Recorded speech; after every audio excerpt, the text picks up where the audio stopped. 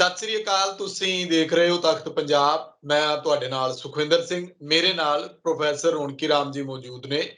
ਗੱਲਬਾਤ ਦਾ ਵਿਸ਼ਾ ਰਹੇਗਾ ਕਿ ਐਜੂਕੇਸ਼ਨ ਮਾਫੀਆ ਪੰਜਾਬ ਦੇ ਵਿੱਚ ਹੋਰ ਤਾਂ ਬੜੇ ਮਾਫੀਆ ਨੇ, ਪਰ ਹੁਣ ਜਦੋਂ ਮੁੱਖ ਮੰਤਰੀ ਭਗਵੰਤ ਮਾਨ ਹੋਰਾਂ ਨੇ ਐਜੂਕੇਸ਼ਨ ਪਾਲਿਸੀ ਦੀ ਗੱਲ ਕੀਤੀ ਹੈ, ਜਿਹੜੇ ਪ੍ਰਾਈਵੇਟ ਸਕੂਲ ਨੇ ਉਹਨਾਂ ਤੇ ਨਕੇਲ ਕੱਸਣ ਦੀ ਗੱਲ ਕੀਤੀ ਹੈ, ਤਾਂ ਬੜੇ ਸਾਰੇ ਸਵਾਲ ਜਿਹੜੇ ਇਹਦੇ ਆਲੇ ਦੁਆਲੇ ਖੜੇ ਹੁੰਦੇ ਨੇ, ਉਹਨਾਂ ਉੱਤੇ ਅਸੀਂ ਚਰਚਾ ਕਰਾਂਗੇ। ਇਹਦੇ ਵਿੱਚ ਨਵੀਂ ਸਿੱਖਿਆ ਨੀਤੀ ਜਿਹੜੀ ਮੋਦੀ ਸਰਕਾਰ ਨੇ ਲਿਆਂਦੀ ਸੀ, ਉਹਦੇ ਬਾਰੇ ਵੀ ਗੱਲਬਾਤ ਹੋਏਗੀ। ਆਪਣੇ ਜਿਹੜਾ ਤੁਸੀਂ ਵਿਚਾਰ ਬਾਅਦ ਦੇ ਵਿੱਚ ਕਮੈਂਟ ਕਰਕੇ ਰੱਖ ਸਕਦੇ ਹੋ, ਉਹਨਾਂ ਉੱਤੇ ਵੀ ਅਸੀਂ ਅਗਲੇ ਸਮੇਂ ਦੇ ਵਿੱਚ ਚਰਚਾ ਕਰਾਂਗੇ। ਸਵਾਗਤ ਹੈ ਤੁਹਾਡਾ ਰੌਣਕੀ ਰਾਮ ਜੀ। ਧੰਨਵਾਦ ਜੀ, ਧੰਨਵਾਦ। ਰੌਣਕੀ ਰਾਮ ਜੀ, ਪਹਿਲੀ ਗੱਲ ਤਾਂ ਇਹ ਕਿ ਪ੍ਰਾਈਵੇਟ ਜਿਹੜੇ ਸਕੂਲ ਨੇ, ਹਾਲਾਂਕਿ ਉਹਨੂੰ ਚੱਲਣ ਤੋਂ ਤਾਂ ਕੋਈ ਰੋਕ ਨਹੀਂ ਸਕਦਾ, ਪਰ ਜਿਸ ਤਰ੍ਹਾਂ ਸਰਕਾਰ ਨੇ ਆਉਣ ਤੋਂ ਪਹਿਲਾਂ ਕਿਹਾ ਸੀ ਕਿ ਅਸੀਂ ਸਰਕਾਰੀ ਸਕੂਲਾਂ ਦਾ ਮਿਆਰ ਉੱਚਾ ਚੁੱਕਾਂਗੇ, ਹੁਣ ਪ੍ਰਾਈਵੇਟ ਸਕੂਲਾਂ ਤੇ ਜੇ ਉਹਨਾਂ ਨੇ ਕਿਹਾ ਕਿ ਫੀਸਾਂ ਨਾ ਵਧਾਓ, ਪਰ ਉਧਰੋਂ ਇਦਾਂ ਲੱਗਦਾ ਹੈ ਕਿ ਉਹ ਇਸ ਮਾਮਲੇ ਨੂੰ ਕਾਨੂੰਨੀ ਪੱਖ ਦੇ ਜ਼ਰੀਏ ਜਿਹੜਾ ਦਬਾਉਣ ਦੀ ਕੋਸ਼ਿਸ਼ ਕਰਨਗੇ। ਦੇਖੋ ਜੀ, ਐਜੂਕੇਸ਼ਨ ਪਾਲਿਸੀ ਦੀ ਜਿਹੜੀ ਅਸੀਂ ਅੱਜ ਗੱਲ ਕਰਨੀ ਆ, ਔਰ ਜਿਹੜੀ ਨਵੀਂ ਸਰਕਾਰ ਬਣੀ ਆ ਪੰਜਾਬ ਦੇ ਵਿੱਚ, ਉਹਨਾਂ ਦਾ ਜੋ ਇਹਦੇ ਬਾਰੇ ਹੁਣ ਤੱਕ ਸਾਡੇ ਪਾਸ ਗੱਲਬਾਤ ਹੋ ਰਹੀ ਹੈ ਕਿ ਉਹ ਮਿਆਰ ਉੱਚਾ ਕਰਨਾ ਸੋਚਦੇ ਨੇ ਸਕੂਲੀ ਐਜੂਕੇਸ਼ਨ ਦਾ। ਇਹ ਇੱਕ ਬਹੁਤ ਹੀ ਵਿਸ਼ਾਲ ਵਿਸ਼ਾ ਤਾਂ ਹੈ ਹੀ ਹੈ, ਨਾਲ ਦੀ ਨਾਲ ਇਹ ਸਭ ਤੋਂ ਪਹਿਲਾਂ ਜ਼ਰੂਰੀ ਜੋ ਹੈਗਾ ਕੰਮ ਕਰਨ ਵਾਲਾ ਨੇ ਸਰਕਾਰ ਵਾਸਤੇ, ਕਿਉਂਕਿ ਜਿਸ ਸਮਾਜ ਦੀ ਵਿਦਿਆ ਜਿਹੜੀ ਨੀਤੀ ਆ ਉਹ ਆਪਣੇ ਸਮੇਂ ਦੇ ਹਾਣ ਦੀ ਨਹੀਂ ਹੈਗੀ, ਔਰ ਵਿਦਿਆ ਦੀਆਂ ਜੋ ਵੀ ਸਾਡੇ ਪਾਸ ਸਹੂਲਤਾਂ ਨੇ ਉਚਿਤ ਤੌਰ ਦੇ ਉੱਤੇ ਉਹ ਸਾਡੇ ਸਮਾਜ ਵਿੱਚ ਉਪਲਬਧ ਨਹੀਂ ਹੈਗੀਆਂ।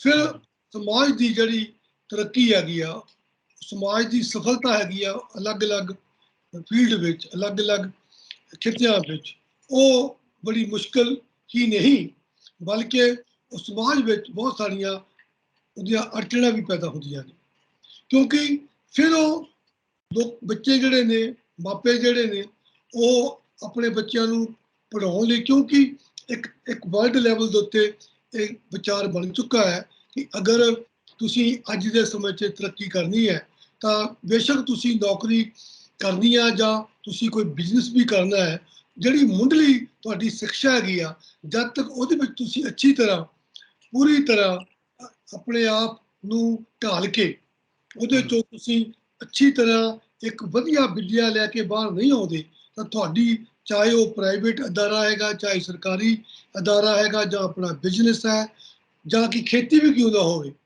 ਉਹਦੇ ਵਿੱਚ ਵੀ ਤਰੱਕੀ ਨਹੀਂ ਪਾਈ ਜਾਂਦੀ। ਕਿਉਂਕਿ ਹੁਣ ਸਾਡੇ ਪਾਸ ਬਹੁਤ ਸਾਰੀਆਂ ਐਗਜ਼ਾਮਪਲਾਂ ਆਉਂਦੀਆਂ ਨੇ ਸਾਊਥ ਇੰਡੀਆ ਤੋਂ ਵੀ, ਨਾਰਥ ਇੰਡੀਆ ਤੋਂ ਵੀ, ਕਿ ਬਹੁਤ ਸਾਰੇ IITians, ਬਹੁਤ ਸਾਰੇ IIMs ਤੋਂ ਪੜ੍ਹੇ ਹੋਏ ਵਿਦਵਾਨ ਫੋਰਨ ਵਿੱਚ ਬਹੁਤ ਜ਼ਿਆਦਾ ਵਿੱਦਿਆ ਹਾਸਲ ਕਰਕੇ, ਤਕਨੀਕੀ ਵਿੱਦਿਆ ਹਾਸਲ ਕਰਕੇ, ਉੱਚ ਪਦਵੀਆਂ ਤੇ ਹੋ ਕੇ ਉਹ ਸਭ ਕੁਝ ਉੱਤੋਂ ਤਿਆਗ ਕੇ ਜਿਹੜੀ ਖੇਤੀ ਹੈਗੀ ਆ, ਆਰਗੈਨਿਕ ਖੇਤੀ 'ਚ ਆ ਕੇ ਉਹ ਦੱਸ ਰਹੇ ਨੇ ਆਪਣੀ ਸਫਲਤਾ, ਕਿਉਂਕਿ ਬੇਸ਼ੱਕ ਉਹਨਾਂ ਨੇ ਕਦੀ ਖੇਤੀ ਨਹੀਂ ਕੀਤੀ ਸੀ, ਲੇਕਿਨ ਉਹਨਾਂ ਦਾ ਵਿੱਦਿਆ ਦਾ ਮਿਆਰ ਇੰਨਾ ਉੱਚਾ ਸੀ, ਰੈਸ਼ਨਲ ਮਾਈਂਡ ਸੀ, ਸਾਇੰਟੀਫਿਕ ਥਿੰਕਿੰਗ ਸੀ, ਸਿਸਟਮੈਟਿਕ ਚੀਜ਼ਾਂ ਨੂੰ ਸਮਝਣਾ ਸੀਗਾ, ਉਹਦੇ ਨਾਲ ਜਿਸ ਕੰਮ 'ਚ ਵੀ ਹੱਥ ਪਾਉਂਦੇ ਆ ਉਹਦੇ 'ਚ ਉਹ ਬੜੀ ਤਰੱਕੀ ਹੁੰਦੀ ਹੈ। ਸਾਨੂੰ ਲੱਗਿਆ ਕੋਈ ਕਹਿੰਦਾ ਮੈਂ 1 ਏਕੜ 'ਚੋਂ 1 ਲੱਖ ਦੀ ਕਮਾਈ ਕਰ ਰਿਹਾ, ਕੋਈ ਕੁਝ ਕਹਿੰਦਾ ਹੈ ਇੱਕ ਜਿਹਨੂੰ ਕਹਿ ਸਕਦੇ ਆ ਕਿ ਸੁਭਾਵੀ ਤਰੱਕੀ ਦੀ ਨਿਸ਼ਾਨੀ ਵੀ ਆ, ਨਾਲ ਲੱਗਦਾ ਕਿ ਇਹ ਸਭ ਕੁਝ ਪੋਸੀਬਲ ਸੱਚੀ ਹੋ ਜਾਏਗਾ, ਇਹ ਤਾਂ ਹੱਥ ਉੱਤੇ ਸਰੋਂ ਜਮਾਉਣ ਦੇ ਬਰਾਬਰ ਲੱਗਦਾ ਹੈ। ਲੇਕਿਨ ਬੜੀ ਖੁਸ਼ੀ ਦੀ ਗੱਲ ਹੈ, ਉਹਨਾਂ ਦੀ ਜਿਹੜੀਆਂ ਵੀਡੀਓ ਪਾਉਂਦੇ ਨੇ ਉਹ ਦੱਸਦੇ ਨੇ ਸਾਡੇ ਤੁਸੀਂ 5 ਏਕੜ ਫਾਰਮ 'ਚ ਆਓ, ਉਹ ਜਿਹੜਾ ਫਾਰਮ ਸੀਗਾ ਪਹਿਲਾਂ ਉੱਥੇ ਕੁਝ ਵੀ ਨਹੀਂ ਹੁੰਦਾ ਸੀਗਾ, ਵਿੱਚੋਂ ਜੀ ਪਾਣੀ ਗੁਜ਼ਰਦਾ ਸੀਗਾ, ਅਸੀਂ ਉਹਨੂੰ ਇੱਕ ਪਾਸੇ ਪਾਣੀ ਨੂੰ ਕੀਤਾ, ਮਤਲਬ ਕੁਛ ਇੱਥੇ ਸੋਲਰ ਦੀਆਂ ਸਕਸੈਸ ਸਟੋਰੀਜ਼ ਹੈਗੀਆਂ, ਉਹ ਦੱਸਦੇ ਏਦਾਂ। ਮਤਲਬ ਕਹਿਣ ਦਾ ਕੀ ਹੈ ਕਿ ਕੋਈ ਵੀ ਕੰਮ ਤੁਸੀਂ ਜੀਵਨ ਦੇ ਵਿੱਚ ਕਰਨਾ ਹੈ, ਉਹਦੇ ਮਗਰ ਜਿਹੜੀ ਵਿਚਾਰ ਵਾ, ਸਿੱਖਿਆ ਦੀ ਤਕਨੀਕ ਹੈਗੀ ਆ, ਉਹ ਬੜਾ ਜ਼ਰੂਰੀ ਮੰਨਿਆ ਜਾਂਦਾ। ਤਾਂ ਇਹਨੂੰ ਲੈ ਕੇ ਪੰਜਾਬ ਦੀ ਸਰਕਾਰ ਵੀ ਇਹ ਗੱਲ ਉੱਤੇ ਬੜਾ ਜ਼ੋਰ ਦੇ ਰਹੀ ਆ, ਪਹਿਲਾਂ ਦੇਣਾ ਹਜੇ ਇਹਨਾਂ ਨੇ ਜ਼ੋਰ ਦੇ ਰਹੀ ਆ ਕਿ ਸਾਨੂੰ ਸਕੂਲੀ ਸਿੱਖਿਆ ਦਾ ਮਿਆਰ ਉੱਚਾ ਕਰਨਾ ਪੈਣਾ ਹੈ। ਲੇਕਿਨ ਸਾਡੀ ਸਕੂਲੀ ਸਿੱਖਿਆ ਦਾ ਜਿਹੜਾ ਮਿਆਰ ਹੈ ਉਹ ਤਕਰੀਬਨ ਸਾਡੇ ਪਾਸ ਬਹੁਤ ਵਧੀਆ ਉਦਾਹਰਨਾਂ ਸਨ, ਕਿਉਂਕਿ ਕਦੇ ਵੀ ਸਾਡਾ ਸਮਾਜ ਸਿੱਖਿਆ ਦੇ ਖੇਤਰ ਵਿੱਚ ਪਿਛਾਂਹ ਨਹੀਂ ਰਿਹਾ। ਉਹਨੇ ਬੜੀਆਂ ਕੋਸ਼ਿਸ਼ਾਂ ਕੀਤੀਆਂ। ਤੁਸੀਂ ਦੇਖਿਆ ਹੋਣਾ ਕਿ ਕਰਤਾਰ ਸਿੰਘ ਸਰਾਭਾ ਵਰਗੇ ਗੱਭਰੂ ਨੌਜਵਾਨ ਜਿਹੜੇ ਕਿ ਅਜੇ ਜਵਾਨੀ 'ਚ ਪੈਰ ਧਰਨ ਸਕਾ ਮੁੱਛਾਂ ਵੀ ਨਹੀਂ ਉੱਠੀਆਂ ਸੀਗੀਆਂ, ਜੇ ਕੁਝ ਬੰਦੇ ਜਵਾਲਾ ਸਿੰਘ ਠੱਠੀਆਂ ਵਰਗੇ ਜਾਂ ਲਲਤੋਂ ਸਾਹਿਬ ਵਰਗੇ, ਗੁਰਮੁਖ ਸਿੰਘ ਲਲਤੋਂ ਜੀ, ਭਾਈ ਸੰਤੋਖ ਸਿੰਘ ਵਰਗੇ, ਜਦੋਂ ਦਹੇਦਰ ਸਾਹਿਬ, ਵਿਸਾਖਾ ਸਿੰਘ ਦਹੇਦਰ ਜੀ ਹੁਣੀ ਜਦੋਂ ਇਹ ਬਾਹਰ ਜਾਂਦੇ ਨੇ, ਇਹਨਾਂ 'ਚ ਕੁਝ ਜਾਣੇ ਤਾਂ ਉੱਥੇ ਕਮਾਈ ਕਰਨ ਗਏ ਸਨ, ਜਿਵੇਂ ਕਿ ਮੈਂ ਨਾਂ ਲਿਆ ਜਵਾਲਾ ਸਿੰਘ ਜੀ ਉਹਨਾਂ ਦਾ। ਔਰ ਜਿਹੜੇ ਕਰਤਾਰ ਸਿੰਘ ਸਰਾਭਾ ਤੇ ਬਾਬੂ ਗੁਰਨਾਮ ਸਿੰਘ ਕਾਰੀ ਸਾਰੀ, ਉਹ ਮੇਰੇ ਪਿੰਡ ਦੇ ਨੇ, ਸਾਰੀ ਪਿੰਡ ਦੇ ਨੇ ਬਾਬੂ ਗੁਰਨਾਮ ਸਿੰਘ, ਇਹ ਜਦੋਂ ਵਿਦੇਸ਼ਾਂ 'ਚ ਗਏ ਸੀਗੇ, ਇਹ ਉਹਨਾਂ ਦਿਨਾਂ 'ਚ ਵਿੱਦਿਆ ਲੈਣ ਗਏ ਸੀ। ਇਹ ਗੱਲਾਂ ਬਾਤਾਂ ਜਿਹੜੀਆਂ ਹੈਗੀਆਂ ਕਿ 20ਵੀਂ ਸਦੀ ਦੇ ਪਹਿਲੇ ਦਹਾਕੇ ਤੇ ਸ਼ੁਰੂ 'ਚ ਹੀ ਆ, 1904, 1905, 1906 ਦੀਆਂ ਇਸ ਖਿੱਤੇ 'ਚ ਬੰਦੇ ਗਏ। ਤਾਂ ਉਹ ਜਿਹੜਾ ਇੱਕ ਵਿੱਦਿਆ ਲੈਣ ਦਾ ਸੀਗਾ ਪੰਜਾਬ ਦਾ। ਉਸ ਤੋਂ ਪਹਿਲਾਂ ਜੇ ਗੱਲ ਕਰਾਂ, ਪਿੱਛੇ ਜੇ ਇੱਕ ਵੀਡੀਓ ਬੜੀ ਵਾਇਰਲ ਹੋਈ ਸੀਗੀ, ਕੋਈ ਸੱਜਣ ਦੱਸਦਾ ਸੀ ਕਿਵੇਂ ਇੰਗਲੈਂਡ ਦੇ ਵਿੱਚ ਉਹਨਾਂ ਦੀ ਕਿਸੇ ਪ੍ਰੋਫੈਸਰ ਨਾਲ ਮੁਲਾਕਾਤ ਹੁੰਦੀ ਆ, ਕਿਵੇਂ ਉਹ ਦੱਸਦੇ ਨੇ ਕਿ ਪੰਜਾਬ ਦੀ ਜਿਹੜੀ ਵਿੱਦਿਆ ਸੀਗੀ ਮਹਾਰਾਜਾ ਰਣਜੀਤ ਸਿੰਘ ਦੇ ਵੇਲੇ, ਉਹ ਕਿੰਨੀ ਸਟਰੋਂਗ ਸੀ, ਕਿੰਨੀ ਤਕੜੀ ਸੀ, ਕਿਹਦਾ ਜਿਹੜਾ ਬੇਸ ਸੀਗਾ ਵਿੱਦਿਆ ਦਾ, ਕਿਵੇਂ ਉਹ ਸਾਰਿਆਂ ਨੂੰ ਲੜੇ, ਜਨਮ ਤਕਸੀਮਾਂ, ਹਿਸਾਬ ਕਿਤਾਬ ਸਭ ਕੁਝ ਪਿੰਡਾਂ 'ਚ ਆਉਂਦਾ ਸੀਗਾ। ਮੈਨੂੰ ਹਜੇ ਵੀ ਪਤਾ ਹੈ ਕਿ ਜਿਹੜੀਆਂ ਸਾਡੀਆਂ ਪਿੰਡ ਦੇ ਵਿੱਚ ਮੇਰੀ ਮਾਤਾ ਦੇ ਉਮਰ ਦੀਆਂ, ਉਹਨਾਂ ਤੋਂ ਵੀ ਜ਼ਿਆਦਾ ਉਮਰ ਦੀਆਂ ਸਾਡੇ ਪਿੰਡ ਦੇ ਵਿੱਚ ਬਜ਼ੁਰਗ ਸਨ, ਉਹਨਾਂ ਦੇ ਕੋਲ ਜੇ ਕਿਤੇ ਘਰ ਜਾਣਾ, ਗੱਲਬਾਤ ਹੋਣੀ, ਉਹਨਾਂ ਨੇ ਕਹਿਣਾ ਮੇਰੇ 10 ਬੀਹਾਂ ਗਿਣਦੇ, ਮੇਰਾ 200 ਗਿਣਦੇ, ਮਤਲਬ ਮੇਰੀਆਂ 100 ਬੀਹਾਂ ਗਿਣਦੇ, ਮੇਰੀਆਂ 5 ਬੀਹਾਂ ਗਿਣਦੇ। ਉਹ ਬੀਹਾਂ ਨਾ ਗਿਣਦੇ ਸੀ ਨੋਟ, ਜੇ 5 ਬੀਹਾਂ ਹੋ ਗਈਆਂ ਤਾਂ 100 ਹੋ ਗਿਆ। ਇੱਦਾਂ ਹੀ ਉਹ ਧੜੀ ਸੇਰ ਜਿਹੜਾ ਸੀਗਾ ਜੋਖੜੇ ਸੀ, 5 ਸੇਰ ਦੀ ਗੱਲ ਹੁੰਦੀ ਸੀ, ਧੜੀ ਦੀ ਗੱਲ ਹੁੰਦੀ ਸੀਗੀ, ਇਹ ਸਾਰਾ ਉਹਨਾਂ ਕੋਲ ਨੌਲੇਜ ਸੀਗਾ। ਇਹ ਦੱਸਦਾ ਹੈ ਸਾਡੇ ਕੋਲ ਵੈਸੇ ਵੀ ਜਿਹੜਾ ਨੌਲੇਜ ਹੈ ਉਹ ਸਾਡੀ ਭਾਰਤ ਦਾ ਬਹੁਤ ਰਿਹਾ ਹੈ, ਚਾਹੇ ਉਹ ਤਕਸ਼ਲਾ ਹੈ, ਚਾਹੇ ਨਲੰਦਾ ਹੈ, ਚਾਹੇ ਵਿਕਰਮਾਸ਼ੀਲਾ ਹੈ, ਚਾਹੇ ਬਾਲਾ ਵੀ ਹੈਗੇ ਆ ਸਾਡੇ ਕੋਲ, ਚਾਹੇ ਚਰਕ ਹੈਗਾ, ਜਾਂ ਜੋ ਸੁਸ਼ਰੁਤ ਹੈਗੇ ਆ, ਜਾਂ ਆਰੀਆ ਭੱਟ ਸੀਗੇ, ਜਾਂ ਭਾਸਕਰਚਾਰੀਆ ਸੀਗੇ, ਚਾਣਕੀਆ, ਮਾਧਵ, ਪੰਤੰਜਲੀ, ਪਾਨਨੀ, ਤਿਰੂਵਲੁਰ ਜਿਹੜੇ ਸੀ ਆਪਣੇ ਸਾਊਥ ਇੰਡੀਅਨ ਸਕਾਲਰ। ਇਹ ਸਾਡੀ ਵਿੱਦਿਆ ਤਾਂ ਬਹੁਤ ਰਹੀ ਆ। ਆਪਣੇ ਸੁਖਵਿੰਦਰ ਜੀ, ਜੇ ਸਾਡੀ ਭਾਰਤ ਦੀ ਵਿੱਦਿਆ, ਪੰਜਾਬ ਦੀ ਇੰਨੀ ਉੱਚ ਕੋਟੀ ਦੀ ਵਿੱਦਿਆ ਨਾ ਹੁੰਦੀ, ਸਿਕੰਦਰ ਇੱਥੋਂ ਮੁੜਨਾ ਪਿੱਛੇ ਮੁਸ਼ਕਲ ਸੀਗਾ। ਬੇਸ਼ੱਕ ਰਾਜਾ ਦਾਹਰ ਦੀ ਗੱਲ ਹੋਈ ਆ, ਰਾਜਾ ਦਾਹਰ ਨੇ ਬੜੇ ਮੁਕਾਬਲੇ ਕੀਤੇ, ਮੁਹੰਮਦ ਬਿਨ ਕਾਸਿਮ ਨਾਲ ਲਿਆ, ਇੰਨੇ ਵੱਡੇ ਵੱਡੇ ਰਾਜ ਬਣੇ ਆ, ਅਸੀਂ ਇੰਨਾ ਕੁਝ ਕੀਤਾ, ਬਹੁਤ ਕੁਝ ਰਿਹਾ ਪੰਜਾਬ ਦੇ ਵਿੱਚ। ਇਸ ਲਈ ਇੱਥੇ ਦੇ ਜਿਹੜੇ ਯੋਧੇ ਸਨ, ਉਹਨਾਂ ਨੇ ਤਲਵਾਰ ਦੇ ਜ਼ੋਰ ਨਾਲ ਵੀ ਤੇ ਆਪਣੀ ਸ਼ਕਤੀ ਦੇ ਜ਼ੋਰ ਨਾਲ ਵੀ, ਕਿਉਂਕਿ ਸਾਡੇ ਪਾਸ ਸਭ ਤੋਂ ਜਿਹੜਾ ਵਿੱਦਿਆ ਦੀ ਗੱਲ ਹੈ, ਸਾਡੇ ਪਾਸ ਸ੍ਰੀ ਗੁਰੂ ਗ੍ਰੰਥ ਸਾਹਿਬ ਦਾ ਹੋਣਾ, ਉਹ ਇੰਨਾ ਉੱਚ ਕੋਟੀ ਸਾਡੇ ਪਾਸ ਜੋ ਨੌਲੇਜ ਹੈ ਉਹਦੇ ਵਿੱਚ ਦਰਜ ਹੈ, ਉਹ ਵਿੱਦਿਆ ਤੋਂ ਬਿਨਾਂ ਥੋੜ੍ਹੀ ਹੋ ਸਕਦਾ ਸੀ। ਤੇ ਸਾਡੀ ਵਿੱਦਿਆ ਦਾ ਮਿਆਰ ਬਹੁਤ ਅੱਛਾ ਸੀ।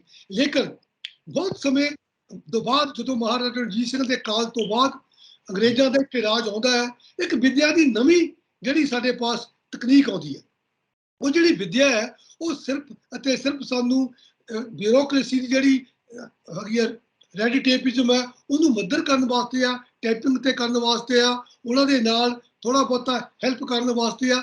ਲੇਕਿਨ ਉਹ ਵਿੱਦਿਆ ਜਿਹਦੇ ਰਾਹੀਂ ਅਸੀਂ ਸਮਾਜਿਕ ਕੁਰੀਤੀਆਂ ਤੋਂ ਬਚਣਾ, ਉਹ ਵਿੱਦਿਆ ਜਿਹਦੇ ਰਾਹੀਂ ਸਮਾਜਿਕ ਖੜੋਤਾਂ ਨੂੰ ਦੂਰ ਕਰਨਾ, ਉਹ ਵਿੱਦਿਆ ਜਿਹਦੇ ਰਾਹੀਂ ਅਸੀਂ ਸਮਾਜ ਵਿੱਚ ਵਧੀਆ ਕੋਈ ਮੁਕਾਮ ਹਾਸਲ ਕਰਨਾ, ਉਹ ਵਿੱਦਿਆ ਜਿਸ ਨਾਲ ਅਸੀਂ ਸਮਾਜ 'ਚ ਮੈਤਰੀ ਭਾਵਨਾ, ਮਿੱਤਰਤਾ ਦੀ ਗੱਲਬਾਤ ਕਰਨੀ ਆ, ਡਾਇਵਰਸਿਟੀ ਦੀ ਗੱਲ ਕਰਨੀ ਆ, ਜਿਹਦੇ 'ਚ ਮਲਟੀ ਕਲਚਰ ਦੀ ਗੱਲ ਕਰਨੀ ਆ, ਉਹ ਵਿੱਦਿਆ ਜਿਹਦੇ ਨਾਲ ਅਸੀਂ ਅੱਗੇ ਵਧਣਾ, ਉਹ ਵਿੱਦਿਆ 'ਚ ਖੜੋਤ ਹੈ।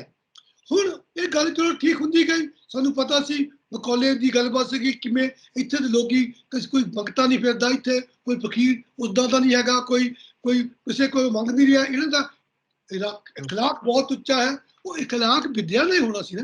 ਉਹ ਮੈਂ ਤੁਹਾਡੇ ਨਾਲ ਹੁਣ ਗੱਲਾਂ ਕਰਨੀਆਂ ਨੇ, ਜਿਹੜੀ ਸਾਡੀ ਨਵੀਂ ਵਿੱਦਿਆ ਦੀ ਪਾਲਿਸੀ ਬਣੀ ਆ, ਉਹ ਤੇ ਮੈਂ ਤੁਹਾਨੂੰ ਕੁਝ ਚੀਜ਼ਾਂ ਪੜ੍ਹ ਕੇ ਸੁਣਾਉਣੀਆਂ ਨੇ, ਉਹਦੇ ਵਿੱਚੋਂ ਉਹ ਸਾਰਾ ਕੁਝ ਉਹਦੇ 'ਚ ਨੋਟ ਕੀਤਾ। ਕਸਤੂਰੀ ਰੰਗਾ ਜੀ ਬੜੇ ਜਿਹੜੇ ਸਾਡੇ ਸਾਇੰਟਿਸਟ ਹਨ, ਉਹਨਾਂ ਨੇ ਇਹ 2020 ਦੀ ਜਿਹੜੀ ਨੈਸ਼ਨਲ ਐਜੂਕੇਸ਼ਨ ਪਾਲਿਸੀ ਬਣਾਈ ਆ, ਖਰੜਾ ਸਾਡੇ ਪਾਸ ਹੈ, ਉਹਦੇ ਮੈਂ ਤੁਹਾਨੂੰ ਦਿਖਾ ਦਿੰਦਾ। ਇਹ ਜਿਹੜੀ ਐਜੂਕੇਸ਼ਨ ਪਾਲਿਸੀ ਆ, ਦੇਖੋ ਜਰਾ, ਇਹ 'ਚ ਲਿਖਿਆ ਵਾ national education policy 2020, ministry of human resource development, government of India, ਜਿਹਦੇ ਬਾਰੇ ਲਾਗੂ ਹੋਣ ਕਰਨ ਦੀਆਂ ਗੱਲਾਂ ਬਾਤਾਂ ਹੋ ਰਹੀਆਂ ਨੇ। ਇਹ ਤੋਂ ਪਹਿਲਾਂ 2 ਪਾਲਿਸੀਆਂ ਬਣੀਆਂ ਸੀ, 1986 ਵਿੱਚ, 1992 ਵਿੱਚ। ਉਹਦੇ 'ਚ ਜੋ ਕਮੀਆਂ ਸੀ, ਇਹਦੇ 'ਚ ਪੂਰੀਆਂ ਹੋਣ ਦੀ ਗੱਲ ਹੋਈ ਆ। ਉਹ ਵਿੱਦਿਆ ਦੇ ਬਾਰੇ ਜਦੋਂ ਇਹ ਉਹਨਾਂ ਨੇ ਸੋਚਿਆ ਕਿ ਭਾਰਤ ਨੂੰ ਕਿਵੇਂ ਅਸੀਂ ਪਿੱਛੇ ਕਰਨਾ, ਗੁਲਾਮੀ ਦੇਣੀ ਨੂੰ ਆਪਣੇ ਥੱਲੇ ਕਰਕੇ ਗੁਲਾਮ ਬਣਾਉਣਾ, ਉਹ ਜਿਹੜੀ ਸਾਡੀ ਅਸਲੀ ਵਿਦਿਆ ਸੀ, ਜਿਹਦੀ ਅਸੀਂ ਮਹਾਰਾਜਾ ਰਣਜੀਤ ਸਿੰਘ ਦੇ ਵੇਲੇ ਗੱਲ ਕਰਦੇ ਸੀ, ਜਿਹਦੀ ਅਸੀਂ ਪਹਿਲੀ ਸਦੀ 'ਚ ਦੂਜੀ ਸਦੀ 'ਚ ਗੱਲ ਕਰਦੇ ਸੀ, ਜਿਸ ਵਿਦਿਆ ਨੇ ਸਾਨੂੰ ਇਸ ਮੁਕਾਮ ਤੇ ਪਹੁੰਚਾਇਆ ਕਿ ਜਦੋਂ ਅਕਬਰ ਭਾਰਤ ਆਉਂਦਾ, ਸਾਡੀ ਉਦੋਂ ਪੂਰੇ ਵਰਲਡ ਵਿੱਚ ਸਭ ਤੋਂ ਜ਼ਿਆਦਾ ਪਰ ਕੈਪੀਟਾ ਇਨਕਮ ਸੀ। ਸਭ ਤੋਂ ਅਸੀਂ ਅਮੀਰ ਸਨ। ਜੇ ਸੁਖਵਿੰਦਰ ਅਸੀਂ ਅਮੀਰ ਸੀਗੇ, ਸਾਡੇ ਕੋਲ ਨੌਲੇਜ ਸੀਗਾ, ਸਾਡੇ ਕੋਲ ਸ਼ਿਪਮੈਂਟ ਸੀਗੀ, ਸਾਡੇ ਕੋਲ ਇੰਨੇ ਵੱਡੇ ਜਹਾਜ਼ ਸਮੁੰਦਰੀ ਬਣਾਉਣ ਦੀ ਸਾਡੇ ਕੋਲ ਗਿਆਨ ਸੀਗਾ, ਤਦੀ ਅਸੀਂ ਰੋਮ ਤੱਕ ਆਪਣੇ ਗਰਮ ਮਸਾਲੇ ਵੇਚਦੇ ਰਹੇ ਹਾਂ। ਜਿਹੜੇ ਗਰਮ ਮਸਾਲੇ ਵੇਚੇ ਆ, ਬਲੈਕ ਪੈਪਰ, ਕਾਲੀ ਮਿਰਚ ਵੇਚੀ ਆ, ਦਾਲਚੀਨੀ ਅਸੀਂ ਵੇਚੀ ਆ, ਮੋਟੀ ਇਲਾਇਚੀ, ਡੋਡਾ ਇਲਾਇਚੀ ਵੇਚੀ ਆ, ਬਾਹਰ ਜਾ ਕੇ ਉਹਦੇ ਵੱਟੇ ਬਰਾਬਰ ਦਾ ਸੋਨਾ ਤੋਲ ਕੇ ਲਿਆਂਦਾ। ਸਾਡੇ ਕੋਲ ਤਾਂ ਸੋਨਾ ਦੇ ਕੋਈ ਭੰਡਾਰ ਹੈ ਹੀ ਨਹੀਂ, ਇੱਕੋ ਹੀ ਖਾਨ ਹੈਗੀ ਆ। ਅਸੀਂ ਇੰਨਾ ਸੋਨਾ ਇਕੱਠਾ ਕੀਤਾ, ਉਹ ਕਿੱਥੋਂ ਆਇਆ? ਵਿਦਿਆ ਸੀ। ਵਿਦਿਆ ਦੇ ਨਾਲ ਸਾਡੀ ਸਾਇੰਟੀਫਿਕ ਨੌਲੇਜ ਆਇਆ, ਸਾਨੂੰ ਨੈਵੀਗੇਸ਼ਨ ਆਈ, ਅਸੀਂ ਸਮੁੰਦਰਾਂ ਨੂੰ ਖੋਲਿਆ, ਸਮੁੰਦਰਾਂ ਵਿੱਚ ਅਸੀਂ ਨਵੇਂ ਰਸਤੇ ਬਣਾਏ, ਤੇ ਜਦੋਂ ਅਸੀਂ ਉੱਥੇ ਪਹੁੰਚੇ ਤਾਂ ਵਪਾਰ ਕੀਤਾ। ਉਹਨਾਂ ਪਹਿਲੀ ਸਦੀ ਵਿੱਚ ਵਪਾਰ ਕੀਤਾ। ਜਿਹੜਾ ਅਸੀਂ ਗੱਲਾਂ ਕਰਦੇ ਹਾਂ ਯੂਰਪ ਦੀਆਂ, ਸਾਰਾ ਯੂਰਪ ਅਸੀਂ ਗਾਇਆ, ਔਰ ਉਹਦੇ ਨਾਲ ਸਾਡੇ ਕੋਲ ਗਿਆਨ ਆਇਆ। ਹੁਣ ਉਹ ਜਿਹੜਾ ਗਿਆਨ ਸੀਗਾ, ਉਹ ਸਾਡੀ ਇੱਕ ਬਹੁਲਤਾ ਸੀਗੀ, ਲੇਕਿਨ ਉਹ ਸਾਰਾ ਜਿਹੜਾ ਗਿਆਨ ਹੈ ਅੰਗਰੇਜ਼ਾਂ ਦੇ ਆਉਣ ਤੋਂ ਬਾਅਦ ਇੱਕ ਨਵਾਂ ਐਜੂਕੇਸ਼ਨ ਸਿਸਟਮ ਹੋਇਆ, ਉਹਦੇ ਨਾਲ ਸਾਨੂੰ ਮੁਸ਼ਕਲ ਆਈਆਂ। ਹੁਣ ਜਿਹੜੀ ਸਾਡੀ ਵਿਦਿਆ ਬਣੀ ਆ, ਨੀਤੀ ਬਣਦੀ ਆ ਆਜ਼ਾਦੀ ਤੋਂ ਬਾਅਦ ਦੀ, ਅਸੀਂ ਕੋਸ਼ਿਸ਼ ਕੀਤੀ ਅਸੀਂ ਵਧੀਆ ਸਕੂਲ ਬਣਾਈਏ, ਵਧੀਆ ਸਾਡਾ ਮਿਆਰ ਹੋਵੇ। ਸਾਡੇ ਕੋਲ 4 ਯੂਨੀਵਰਸਿਟੀਆਂ ਸੀਗੀਆਂ ਜਦੋਂ ਇੱਥੋਂ ਅੰਗਰੇਜ਼ ਜਿਹੜੇ ਹੈਗੇ ਆ ਉਹਨਾਂ ਨੇ ਪਹਿਲਾਂ ਸ਼ੁਰੂ ਕੀਤੀਆਂ, ਆਪਣੇ Madras university, Bombay university, Calcutta university. ਇਹ ਤਿੰਨੇ ਯੂਨੀਵਰਸਿਟੀਆਂ ਜਿਹੜੀਆਂ ਸੀਗੀਆਂ, ਇਹਨਾਂ 'ਚ ਪੜ੍ਹਾਈ ਨਹੀਂ ਹੁੰਦੀ ਸੀਗੀ, ਸਿਰਫ ਅਤੇ ਸਿਰਫ ਐਗਜ਼ਾਮੀਨੇਸ਼ਨ ਪੇਪਰ ਹੁੰਦੇ ਸੀਗੇ, ਉਹ ਪੜ੍ਹਾਉਂਦੇ ਸੀਗਾ। 1882 ਵਿੱਚ ਸਾਡੀ ਨਵੀਂ ਯੂਨੀਵਰਸਿਟੀ ਪੰਜਾਬ ਯੂਨੀਵਰਸਿਟੀ ਬਣੀ, ਲੋਕਾਂ ਨੇ ਆਪਣੇ ਪੈਸੇ ਦੇ ਕੇ ਬਣਾਈ। ਇੱਥੇ ਦੇ ਜਿਹੜੇ ਬ੍ਰਹਮੋ ਸਮਾਜੀ ਸਨ, ਇੱਥੇ ਦੇ ਜਿਹੜੇ ਆਰੀਆ ਸਮਾਜੀ ਸਨ, ਇੱਥੇ ਦੇ ਜਿਹੜੇ ਸਿੰਘ ਸਭਾਵਾਂ ਜਿਹੜੀਆਂ ਸੀ, ਸਾਡੇ ਕੋਲ ਨੌਲੇਜ ਸੀਗਾ, ਚੀਫ ਖਾਲਸਾ ਦੀਵਾਨ, ਇਹ ਸਾਰਾ ਜਿਹੜਾ ਨੌਲੇਜ ਬਾਅਦ ਵਿੱਚ ਵੀ ਆਇਆ। ਅਹਿਮਦੀਆ ਅੰਜੂਮਨ, ਜਿਹੜੀ ਪੰਜਾਬ ਅੰਜੂਮਨ ਦੀ ਸੁਸਾਇਟੀ ਬਣੀ, ਉਹਨਾਂ ਸਾਰਿਆਂ ਨੇ ਕਿਹਾ ਕਿ ਇੱਕ ਯੂਨੀਵਰਸਿਟੀ ਬਣੇ। ਉਹਦਾ ਪਹਿਲਾ ਯੂਨੀਵਰਸਿਟੀ ਦਾ ਜਿਹੜਾ ਸੀ ਜੇਮਸ ਲਾਇਲ, ਜਿਹਦੇ ਨਾਮ ਤੇ ਲਾਇਲਪੁਰ ਜ਼ਿਲ੍ਹਾ ਬਣਿਆ, ਉਹ ਇੱਥੇ ਦਾ ਪਹਿਲਾ ਬਣਿਆ ਸੀਗਾ ਆਪਣਾ ਵਾਈਸ ਚਾਂਸਲਰ ਲਾਇਲ, ਜਿਹਦੇ ਨਾਂ ਤੇ ਲਾਇਲਪੁਰ ਡਿਸਟ੍ਰਿਕਟ ਬਣਿਆ। ਉਹ ਜਿਹੜਾ ਲਾਇਲਪੁਰ ਡਿਸਟ੍ਰਿਕਟ ਬਣਿਆ ਸੀ, ਜਿੱਥੇ ਨਹਿਰਾਂ ਬਣਾ ਕੇ ਜੰਗਲੀ ਜ਼ਮੀਨ ਆਬਾਦ ਕੀਤੀ ਸੀ। ਜੇ ਇੱਥੇ ਜ਼ਮੀਨ ਆਬਾਦ ਹੋਈ ਆ, ਉਹਦੇ ਨਾਲ ਐਜੂਕੇਸ਼ਨ ਵੀ ਹੋਈ ਆ। ਰੁਚੀ ਰਾਮ ਸਾਹਨੀ ਨੇ, ਬੜੇ ਤਗੜੇ ਸਾਇੰਟਿਸਟ ਹਨ, ਉਹਨਾਂ ਨੇ ਜਾ ਕੇ ਪਿੰਡਾਂ 'ਚ ਲੈਕਚਰ ਕੀਤੇ, ਗਿਆਨ ਸੀ ਸਾਡੇ ਲੋਕਾਂ ਕੋਲ, ਇਹ ਦੱਸਿਆ। ਹੁਣ ਉਹ ਸਾਰਾ ਕੁਝ ਜਿਹੜਾ ਆਜ਼ਾਦੀ ਤੋਂ ਬਾਅਦ ਸਾਨੂੰ ਨਵੇਂ ਸਿਰੇ ਸ਼ੁਰੂ ਕਰਨਾ ਪਿਆ, ਕਿਉਂਕਿ ਅੰਗਰੇਜ਼ਾਂ ਨੇ ਕਾਫੀ ਕੁਛ ਖੜੌਤ ਕੀਤੀ। ਸਾਡੇ ਬੰਦੇ ਨੇ ਸ਼ਾਂਤੀ ਸਰੂਪ ਭਟਨਾਗਰ ਵਰਗੇ ਸਕਾਲਰ ਆਏ ਸਾਡੇ ਪਾਸ, ਉਹਨਾਂ ਨੇ ਅਬਦੁਲ ਕਲਾਮ ਵਰਗੇ ਸਕਾਲਰ ਜਿਹੜੇ ਸਾਨੂੰ ਇੰਨਾ ਵਧੀਆ ਮਿਲਿਆ। ਉਹਨਾਂ ਦਾ ਪਹਿਲੇ ਸਮੇਂ ਦੇ ਵਿੱਚ ਜੋ ਸਾਡੇ ਕੋਲ ਵਿਦਿਆ ਸੀਗੀ, ਵਿਦਿਆ ਅਲੰਕਾਰ, ਸ਼ਬੀਲ ਦਾਸ ਉਹਨਾਂ ਨੇ ਸ਼ਹੀਦ ਆਜਮ ਭਗਤ ਸਿੰਘ ਨੂੰ ਪੜ੍ਹਾਇਆ। ਉਹਨਾਂ ਦਿਨਾਂ ਵਿੱਚ ਨੈਸ਼ਨਲ ਲਾਹੌਰ, ਜਿਹੜਾ ਨੈਸ਼ਨਲ ਕਾਲਜ ਲਾਹੌਰ ਸੀਗਾ, ਉਹ ਦੇਖੋ ਤੁਸੀਂ ਵਿਦਿਆ ਦਾ ਲੈਵਲ ਸੀਗਾ। ਹੁਣ ਹੋਇਆ ਕਿ ਆਜ਼ਾਦੀ ਆ ਗਈ, ਆਜ਼ਾਦੀ ਤੋਂ ਬਾਅਦ ਸਾਡਾ ਸਕੂਲ ਸਿਸਟਮ ਬੜਾ ਵਧੀਆ ਰਿਹਾ, ਐਸੀ ਕੋਈ ਗੱਲ ਨਹੀਂ, ਬੜੇ ਅੱਛੇ ਮਾਸਟਰ ਸੀਗੇ। ਅਜੇ ਵੀ ਤੁਹਾਡੇ ਪਿਤਾ ਜੀ, ਤੁਹਾਡੇ ਦਾਦਾ ਜੀ ਦੱਸਦੇ ਹੋਣੇ ਆ ਕਿ ਸਾਡੇ ਮਾਸਟਰ ਕਿੱਦਾਂ ਸੀ, ਕਿੱਦਾਂ ਅਸੀਂ ਵੀ, ਮੈਂ ਆਪਣੇ ਪਿੰਡ ਵਿੱਚ, ਸਾਰੇ ਪਿੰਡ ਵਿੱਚ ਟੀਚਰਾਂ ਦੇ ਸਕੂਲੋਂ ਚਲੋ ਸਵੇਰੇ ਜਾਣਾ, ਅਸੀਂ ਪਹਿਲੇ ਹੀ ਸਕੂਲੇ ਚੱਲ ਜਾਣਾ, ਤੇ ਪ੍ਰਾਰਥਨਾ ਹੋਣ ਤੋਂ ਪਹਿਲਾਂ ਅਸੀਂ ਗੇਟ ਦੇ ਬਾਹਰ ਖੜੇ ਹੋਣਾ, ਦੇਖਣਾ ਸਾਡੀਆਂ ਭੈਣ ਜੀਆਂ ਮਾਸਟਰਾਣੀਆਂ, ਸਾਡੇ ਅਧਿਆਪਕ ਸਾਈਕਲਾਂ ਤੇ ਆ ਰਹੇ ਆ, ਅਸੀਂ ਬੜੇ ਬਾਇਜ਼ ਤੇ ਜਾ ਕੇ ਉਹਨਾਂ ਨੂੰ ਹੱਥ ਜੋੜਨੇ ਕਿ ਸਾਨੂੰ ਆਪਣਾ ਸਾਈਕਲ ਦੇ ਦਿਓ, ਅਸੀਂ ਅੰਦਰ ਜਾ ਕੇ ਛੱਡ ਤੇ ਖੜਾ ਕਰੀਏ, ਇੱਜ਼ਤ ਮਾਣ ਨਾਲ ਉਹਨਾਂ ਨੂੰ ਗੱਲ ਕਰਨੀ। ਡਰ ਹੋਣਾ ਸਕੂਲਾਂ 'ਚ, ਬੂਟੇ ਲਾਉਣੇ, ਫੁੱਲ ਲਾਉਣੇ, ਪਾਣੀ ਪਾਉਣਾ ਫੁਆਰਿਆਂ ਦਾ, ਕੱਚੇ ਸਕੂਲ ਹੁੰਦੇ ਸੀਗੇ। ਹੋਰ ਤਾਂ ਹੋਰ ਕਈ ਵਾਰੀ ਸਕੂਲ ਲਿਪਣਾ ਵੀ, ਆਪਣਾ ਬੋਰੀ ਘਰੋਂ ਜਾ ਕੇ ਜਾਣੀ, ਸਕੂਲ ਵਿੱਚ ਬੜਾ ਤਰੀਕਾ ਹੋਣਾ, ਇੱਕ ਵੀ ਕਲਾਸ ਨਹੀਂ ਮਿਸ ਹੋਣੀ। ਪਿੰਡ ਦੇ ਪਤਵੰਤੇ ਸੱਜਣਾਂ ਦੇ ਸਕੂਲ ਆਉਣਾ, ਮਾਸਟਰਾਂ ਨਾਲ ਗੱਲਾਂ ਕਰਨੀਆਂ, ਪਿੰਡੋਂ ਗੜਬੀ ਦੁੱਧ ਹੀ ਲੈ ਜਾਣੀ, ਕਹਿਣਾ ਦੁੱਧ ਜਾ ਕੇ ਲੈ ਜਾਓ ਮਾਸਟਰਾਂ ਨੂੰ। ਘਰਦਿਆਂ ਨੇ ਕਹਿਣਾ ਕਿ ਇਹ ਵਿਦਿਆਰਥੀ ਜਿਹੜੇ ਨੇ, ਸਾਡੇ ਬੱਚੇ ਨੇ, ਇਹਨਾਂ ਦੇ ਅਸਲੀ ਮਾਪੇ ਤਾਂ ਅਸੀਂ ਆ, ਸਾਡੇ ਤੋਂ ਵੱਡੇ ਮਾਪੇ ਜਿਹੜੇ ਆ ਉਹ ਉੱਥੇ ਬੈਠੇ ਨੇ। ਉਹਨਾਂ ਨੂੰ ਘਰ ਬੁਲਾਉਣਾ, ਉਹਨਾਂ ਨੂੰ ਪੱਕੀ ਰੋਟੀ ਦੇਣੀ। ਬਹੁਤ ਸਾਰੇ, ਮੈਨੂੰ ਹੁਣ ਵੀ ਯਾਦ ਆ, ਟੀਚਰਾਂ ਨੂੰ ਆਉਣਾ, ਉਹ ਟੀਚਰ ਰਿਟਾਇਰ ਵੀ ਹੋਏ ਜਿਹੜੇ ਪਿੰਡ 'ਚ ਆਉਣਾ, ਉਹਨਾਂ ਨੂੰ ਜਿੱਦਾਂ ਸੰਤਾਂ ਦਾ, ਫਕੀਰਾਂ ਦਾ ਕਦਰ ਹੁੰਦੀ ਆ ਪਿੰਡਾਂ 'ਚ, ਉਹਨਾਂ ਦੀ ਉੱਦਾਂ ਕਦਰ ਕਰਨੀ। ਮਾਸਟਰ ਜੀ ਆਏ ਆ, ਉਹਨਾਂ ਨੂੰ ਮਤਲਬ ਘਰ ਵਿੱਚ ਬਿਠਾ ਲੈਣਾ, ਵਧੀਆ ਵਿਛਾਉਣਾ, ਨਵਾਂ ਚੱਦਰ ਗਲੀਚਾ ਕੱਢ ਕੇ ਮੰਜੇ ਤੇ ਵਿਛਾਉਣਾ, ਉੱਥੇ ਬਿਠਾਉਣਾ, ਕੁਰਸੀ ਤੇ ਬਿਠਾਉਣਾ। ਇਹ ਕਲਚਰ ਜਿਹੜਾ ਬਹੁਤ ਵਧੀਆ ਰਿਹਾ, ਉਹ ਕਿਉਂਕਿ ਉਹਦੇ 'ਚ ਇੱਕ ਐਥਿਕਸ ਸੀਗਾ। ਉਹ ਸਾਰੀਆਂ ਗੱਲਾਂ ਬਾਤਾਂ ਇਸ ਐਜੂਕੇਸ਼ਨ ਪਾਲਿਸੀ 'ਚ ਹੁਣ ਆਈਆਂ, ਮੈਂ ਹੈਰਾਨ ਹਾਂ ਪੜ੍ਹ ਕੇ, ਜੋ ਮੈਂ ਤਾਂ ਦੇਖਿਆ ਹੋਇਆ ਜੀਵਨ 'ਚ। ਸਕੂਲ ਵਿੱਚ ਦੇਖਿਆ ਹੋਇਆ ਮੈਂ, ਸਕੂਲ ਆਪਣੇ 'ਚ 65 1965 ਵਿੱਚ ਸ਼ੁਰੂ ਕੀਤਾ ਸਕੂਲ ਵਿੱਚ ਜਾਣਾ। 66 ਦੀ ਗੱਲਾਂ ਹੈਗੀਆਂ। ਹਜੇ ਉਹਨਾਂ ਵਿੱਚ ਹਜੇ ਮੈਨੂੰ ਉਦੋਂ ਵੀ ਪਤਾ ਹੈਗਾ ਸਾਡੇ ਸਕੂਲ ਵਿੱਚ ਅਸੀਂ ਜਾਣਾ, ਪ੍ਰਾਰਥਨਾ ਹੋਣੀ, ਖਿੜਿਆ ਫੁੱਲ ਗੁਲਾਬ ਦਾ ਚੰਡੀਗੜ੍ਹ ਪੰਜਾਬ ਦਾ। ਸਾਡੇ ਸਕੂਲੇ ਮਾਸਟਰਾਂ ਤੁਹਾਨੂੰ ਗੱਲਾਂ ਕਰਨੀਆਂ, ਅਸੀਂ ਸੋਚਣਾ ਇਹ ਗੱਲ ਕੀ ਬਾਤ ਹੈਗੀ ਆ। ਇੱਕ ਬੜਾ ਵਧੀਆ ਵਿਚਾਰ ਹੁੰਦਾ ਸੀ ਵੀ ਇਹ ਜਿਹੜਾ ਚੰਡੀਗੜ੍ਹ ਵਾ ਸਾਡਾ, ਲਾਹੌਰ ਉੱਤੇ ਰਾਜਧਾਨੀ ਛੁੱਟ ਗਈ ਆ, ਇਹ ਨਵੀਂ ਰਾਜਧਾਨੀ ਬਣੀ ਆ, ਉਹਦਾ ਕੁਝ ਰੌਲਾ ਪੈ ਗਿਆ, 2 ਸੂਬਿਆਂ ਦੀ ਰਾਜਧਾਨੀ ਬਣ ਗਈ, ਫਿਰ ਉਦੋਂ ਗੱਲਾਂ ਸ਼ੁਰੂ ਹੋ ਗਈਆਂ। ਸਕੂਲ ਜਿਹੜਾ ਸੀਗਾ ਇੱਕ ਮੁੱਢਲੀ ਜਿਹੜੇ ਕੌਸ਼ਲ ਸਾਡੀ ਵਿੱਦਿਆ ਸੀਗੀ, ਸਾਨੂੰ ਗਿਆਨ ਸੀਗਾ, ਉੱਥੋਂ ਮਿਲਦਾ ਸੀਗਾ। ਹੁਣ ਉਹ ਸਾਰਾ ਕੁਝ ਦੇਖੋ ਤੁਸੀਂ ਸੁਖਵਿੰਦਰ ਜੀ, ਸਮੇਂ ਪੈ ਗਿਆ, ਬੜਾ ਚੇਂਜ ਹੋ ਗਿਆ। ਸਕੂਲਾਂ ਦੇ ਵਿੱਚ ਪ੍ਰਾਈਵੇਟ ਅਦਾਰੇ ਖੁੱਲ ਗਏ, ਪਿੰਡਾਂ 'ਚ 1-1 2-2 ਕਮਰੇ ਬਣ ਕੇ ਸਕੂਲ ਖੁੱਲ ਗਏ। ਉਹਦੇ 'ਚ ਪ੍ਰੋਪਰ ਜਿਹੜੇ ਮਾਸਟਰ ਸੀਗੇ, ਮਾਸਟਰਾਨੀਆਂ ਸੀਗੀਆਂ B.Ed ਵਾਲੀਆਂ, ਉਹ JTB ਬਣੀਆਂ, ਉਹਦੇ ਜਗ੍ਹਾ ਦੇ ਉੱਤੇ JBT ਵਾਲੀਆਂ ਟੀਚਰ ਸੀਗੇ। ਉਹ ਜਿਹੜੇ ਜੂਨੀਅਰ ਬੇਸਿਕ ਟ੍ਰੇਨਿੰਗ ਤੇ ਉਹ ਜਿਹੜੇ ਟੀਚਰ ਸਨ ਸਾਡੇ ਪਾਸ, ਉਹਦੀ ਜਗ੍ਹਾ ਮਤਲਬ ਕਿ ਨਾਲ ਟ੍ਰੇਨਡ ਟੀਚਰ, ਇੱਕ ਤਾਂ ਜਿਹੜਾ ਮਾਸਟਰ ਵਾ ਉਹਨੇ ਆਪਣਾ ਸਕੂਲ ਖੋਲ੍ਹਿਆ, ਉਹ ਤਾਂ ਚਲੋ ਕੁਆਲੀਫਾਈਡ ਹੋਏਗਾ, ਉਹਨੇ ਕਹਾ ਹੋਰ ਡ੍ਰੌਪ ਆਊਟ ਰੱਖ ਲੈ। ਉਹ ਜਿਹੜਾ ਧਾਰਨਾ ਚਲੀ ਹੌਲੀ ਹੌਲੀ ਪਿੰਡਾਂ ਦੇ ਵਿੱਚ ਬਣਿਆ ਕਿ ਕਿਸੇ ਵੇਲੇ ਗਵਰਨਮੈਂਟ ਸਕੂਲ ਇੱਕ ਬਹੁਤ ਵਧੀਆ ਪਿੰਡ ਦੀ ਸਭ ਤੋਂ ਵੱਡਾ ਖਜ਼ਾਨਾ ਸੀ। ਕਿਸੇ ਪਿੰਡ ਦਾ ਵੱਡਾ ਖਜ਼ਾਨਾ ਸੀ ਪਿੰਡ ਵਿੱਚ ਵਧੀਆ ਗ੍ਰਾਮ ਪੰਚਾਇਤ ਦਾ ਹੋਣਾ, ਦੂਜਾ ਪਿੰਡ ਦਾ ਖਜ਼ਾਨਾ ਸੀ ਸਕੂਲ ਹੋਣਾ, ਉਸ ਤੋਂ ਪਹਿਲਾਂ ਪਿੰਡ ਦਾ ਖਜ਼ਾਨਾ ਸੀ ਵਧੀਆ ਪਿੰਡ ਦੇ ਵਿੱਚ ਇੱਕ ਧਾਰਮਿਕ ਸਥਾਨ ਹੋਣਾ, ਗੁਰਦੁਆਰੇ ਦਾ ਹੋਣਾ, ਸਾਰਿਆਂ ਨੂੰ ਉੱਥੇ ਇਕੱਠੇ ਬਹਿਣਾ ਜਾਣਾ, ਇਕੱਠੇ ਮੰਦਿਰ ਹੋਣਾ, ਧਾਰਮਿਕ ਸਥਾਨ ਹੋਣਾ, ਜਾਂ ਕਿਸੇ ਪਾਸੇ ਜਿੱਥੇ ਆਪਣੇ ਪੁਰਾਣਾ ਕੋਈ ਵਸੀਅਤ ਹੋਣੀ, ਉਹ ਵੀ ਸੀਗਾ। ਪੰਜਾਬ ਵਿੱਚ ਇੱਕ ਤਾਂ ਸਿਨਕ੍ਰੀਟੀ ਕਲਚਰ ਸੀਗੀ, ਸਕੂਲ ਦੀ ਬੜੀ ਅਹਿਮੀਅਤ ਸੀਗੀ। ਔਰ ਸਕੂਲ ਹਰੇਕ ਪਿੰਡ 'ਚ ਨਹੀਂ ਸੀਗਾ, 5-5 ਕੋਹ ਦੇ ਸਕੂਲ ਸੀਗਾ, ਕਈ ਵਾਰੀ 8-8 ਕੋਹ ਦੇ ਸਕੂਲ ਸੀਗਾ, ਪ੍ਰਾਇਮਰੀ ਸਕੂਲ ਸਨ, ਕਈਆਂ 'ਚ ਪ੍ਰਾਇਮਰੀ ਸਕੂਲ ਨਹੀਂ ਸੀਗਾ। ਮੇਰੇ ਪਿੰਡ ਵਿੱਚ 56 ਪਿੰਡਾਂ ਤੋਂ ਬੱਚੇ ਪੜ੍ਹਦੇ ਹੁੰਦੇ ਸੀਗੇ, ਗੜੂਲੀ ਤੋਂ ਆਉਂਦੇ ਸੀਗੇ, ਸਹਿਲਪੁਰ ਤੋਂ ਆਉਂਦੇ ਸੀਗੇ, ਰਾਮੂ ਥੇੜੇ ਤੋਂ ਆਉਂਦੇ ਸੀਗੇ, ਪਿਆਰਾ ਪਿੰਡ ਸੀਗਾ ਉੱਥੋਂ ਆਉਂਦੇ ਸੀਗੇ, ਕਦੀ ਮੇਘੋਵਾਲ ਤੋਂ ਵੀ ਸਕੂਲ ਸਾਡੇ ਪਿੰਡ ਵਿੱਚ ਆ ਜਾਂਦੇ ਸੀਗੇ। ਸਾਰੇ ਪਿੰਡ 'ਚ ਮਿਡਲ ਤੱਕ ਸਕੂਲ ਸੀਗਾ। ਫਿਰ ਹਿੰਮਤ ਮਾਰੀ, ਉਹ 10ਵੀਂ ਤੱਕ ਸਕੂਲ ਬਣਿਆ। ਕਿਵੇਂ ਸਕੂਲ ਬਣਾਇਆ, ਕਿਵੇਂ ਪਿੰਡੋਂ ਪੈਸਾ ਇਕੱਠਾ ਕੀਤਾ, ਉਹ ਸਾਰਾ ਸਿਸਟਮ ਸੀਗਾ। ਲੇਕਿਨ ਇਹ ਸਾਰਾ ਕੁਛ ਹਰੇ ਇਨਕਲਾਬ ਤੋਂ ਬਾਅਦ ਬਹੁਤ ਕੁਝ ਚੇਂਜ ਹੋ ਗਿਆ। ਇੱਕ ਤਾਂ ਇਹ ਹੋਇਆ ਕਿ ਪੰਜਾਬ ਦੇ ਵਿੱਚ ਉਹ ਸਮੇਂ ਸੀਗਾ ਜਦੋਂ ਹਰਾ ਇਨਕਲਾਬ ਆਇਆ, ਉਹੀ ਸਮਾਂ ਸੀਗਾ ਜਦੋਂ ਪੰਜਾਬ ਦੇ ਵਿੱਚ ਲੋਕਾਂ ਨੇ ਬਾਹਰ ਜਾਣਾ ਵੀ ਸ਼ੁਰੂ ਕੀਤਾ, ਚਾਹੇ ਉਹ ਅਰਬ ਸੀਗੇ, ਦੇਸ਼ਾਂ 'ਚ, ਇੰਗਲੈਂਡਾਂ 'ਚ, ਅਮਰੀਕਾ 'ਚ ਤਾਂ ਪਹਿਲੇ ਜਾਂਦੇ ਸੀਗੇ, ਲੇਕਿਨ ਉਹਦੇ 'ਚ ਫਿਰ 80 ਤੋਂ ਬਾਅਦ ਹੋਰ ਵੱਡਾ ਟ੍ਰੈਂਡ ਹੋਇਆ। ਹੁਣ ਜਿਹੜਾ ਸਕੂਲ ਸਿਸਟਮ ਹੋਇਆ, ਕਿਤੇ ਜਾ ਕੇ ਜਦੋਂ ਅਸੀਂ ਅੱਜ ਦੇ ਸਮੇਂ 'ਚ ਆਉਂਦੇ ਹਾਂ, ਸਮੇਂ ਆਪਣੇ ਕੋਲ ਥੋੜ੍ਹਾ ਹੁੰਦਾ ਹੈਗਾ, ਉਹ ਸਾਡਾ ਸਕੂਲ ਸਿਸਟਮ ਜਿਹੜਾ ਹੈਗਾ ਕਿਸੇ ਤਰੀਕੇ ਨਾਲ ਖਰਾਬ ਹੋ ਗਿਆ। ਹੁਣ ਸਾਡੇ ਕੋਲ ਸਭ ਤੋਂ ਵੱਡੀ ਸਿੱਖਿਆ ਇਹ ਹੋ ਗਈ ਆ ਕਿ ਆਈਲੈਟ ਕਿਵੇਂ ਪਾਸ ਕਰਨਾ। ਉਹ ਆਈਲੈਟ ਕੋਈ ਡਿਗਰੀ ਥੋੜ੍ਹੀ ਹੈਗੀ ਹੈ, ਜਿੱਥੇ ਚਲ ਜਾਓ, ਜਿੱਥੇ ਦੇਖੋ। ਉਹਦੀ ਕੱਲ ਮੈਂ ਪਰਸੋਂ ਚੌਥ ਮੇਰਾ ਖਿਆਲ ਭਗਵੰਤ ਮਾਨ ਜੀ ਸਾਡੇ ਮੁੱਖ ਮੰਤਰੀ ਸਾਹਿਬ ਪਟਿਆਲੇ ਪੰਜਾਬੀ ਯੂਨੀਵਰਸਿਟੀ ਪਟਿਆਲਾ ਗਏ, ਉੱਥੇ ਜਾ ਕੇ ਉਹਨਾਂ ਨੇ ਵੀ ਗੱਲ ਕੀਤੀ ਸੀ ਉਹ ਆਈਲੈਟ ਵਾਲੀ, ਕਿ ਆਈਲੈਟ ਕੋਈ ਡਿਗਰੀ ਨਹੀਂ ਹੈਗੀ। ਬੜੀ ਚੰਗੀ ਗੱਲ ਕੀਤੀ ਸੀ।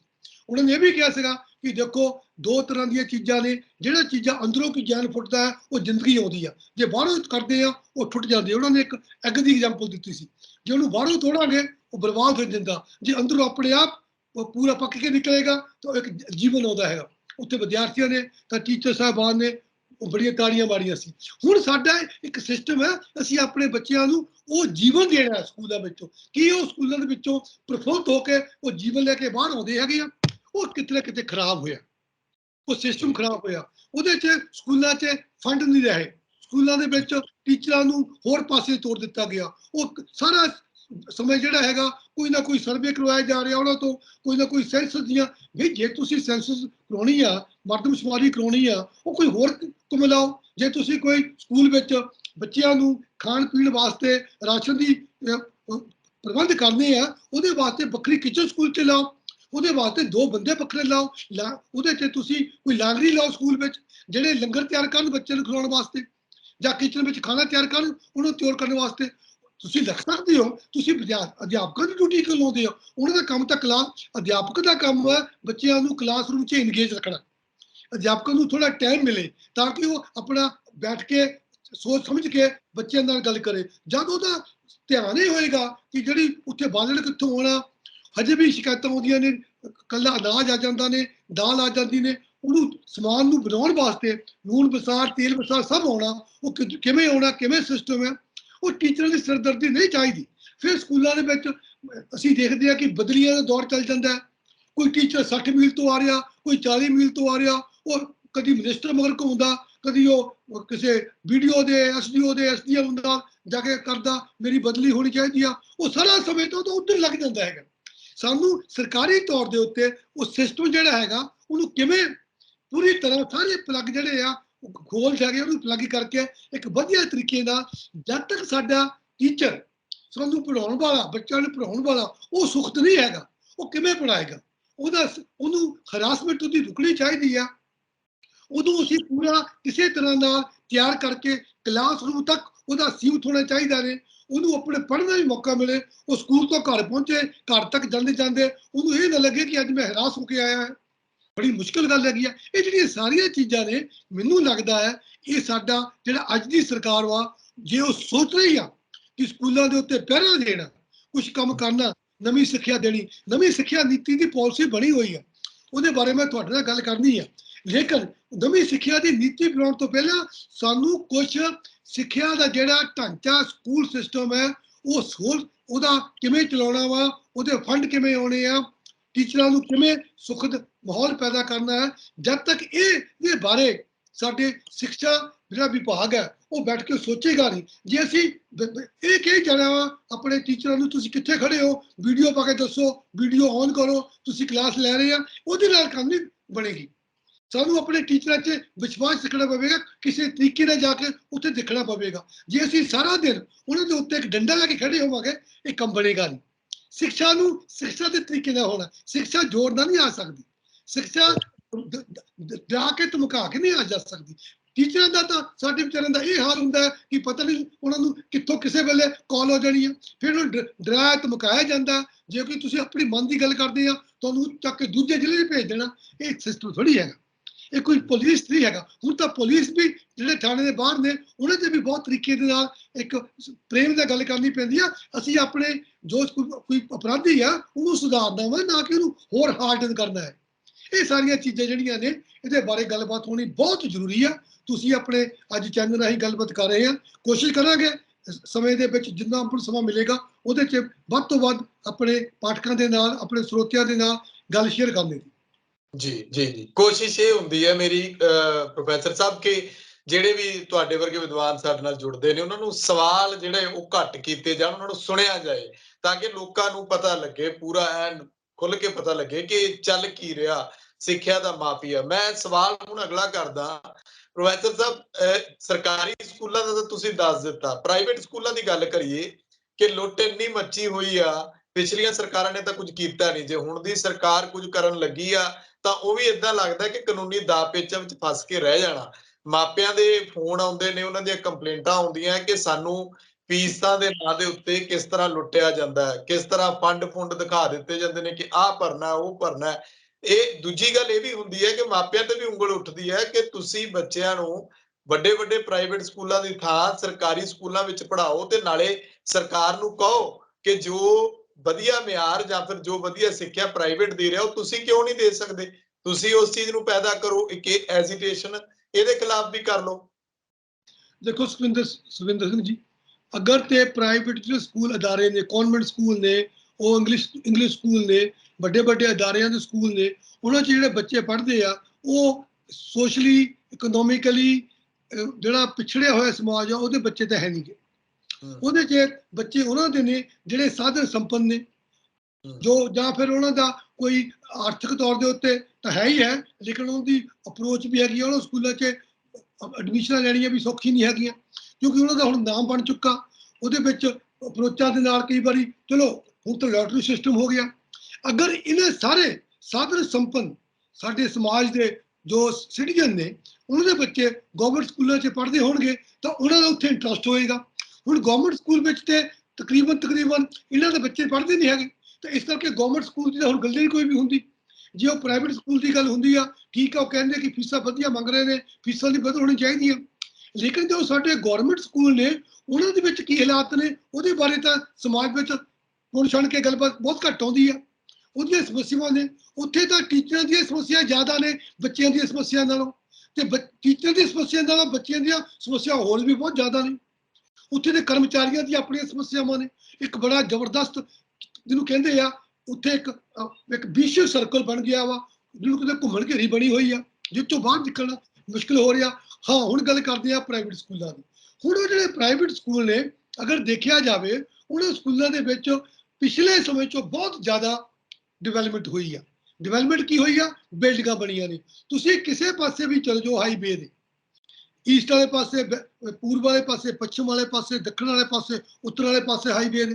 ਤੁਸੀਂ ਚਲੋ ਮੈਂ ਐਗਜ਼ਾਮਪਲ ਦਿੰਦਾ, ਤੁਸੀਂ ਚੰਡੀਗੜ੍ਹ ਤੋਂ ਚਲ ਜਾਓ ਦਿੱਲੀ ਵਾਲੇ ਪਾਸੇ, ਚੰਡੀਗੜ੍ਹ ਤੋਂ ਚਲ ਜਾਓ ਬਠਿੰਡਾ ਵਾਲੇ ਪਾਸੇ, ਚੰਡੀਗੜ੍ਹ ਤੋਂ ਚਲ ਜਾਓ ਮੁਕੇਰੀਆਂ ਵਾਲੇ ਪਾਸੇ, ਚੰਡੀਗੜ੍ਹ ਤੋਂ ਚਲ ਜਾਓ ਸ਼ਿਮਲਾ ਵਾਲੇ ਪਾਸੇ, ਸਾਰੇ ਪਾਸੇ ਚੱਲ ਗਏ ਤੁਸੀਂ।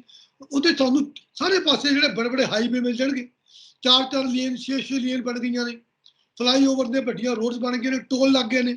ਟੋਲਾਂ ਦੇ ਨਾਲ ਪਹਿਲਾਂ ਜੋ ਸਿਸਟਮ ਸੀਗਾ, ਉੱਥੇ ਪੈਟਰੋਲ ਪੰਪ ਬਹੁਤ ਆ ਗਏ ਨੇ, ਹੁਣ CNG ਬਹੁਤ ਆ ਗਏ ਨੇ, ਨਾਲ ਖੁੱਲ ਗਏ ਨੇ।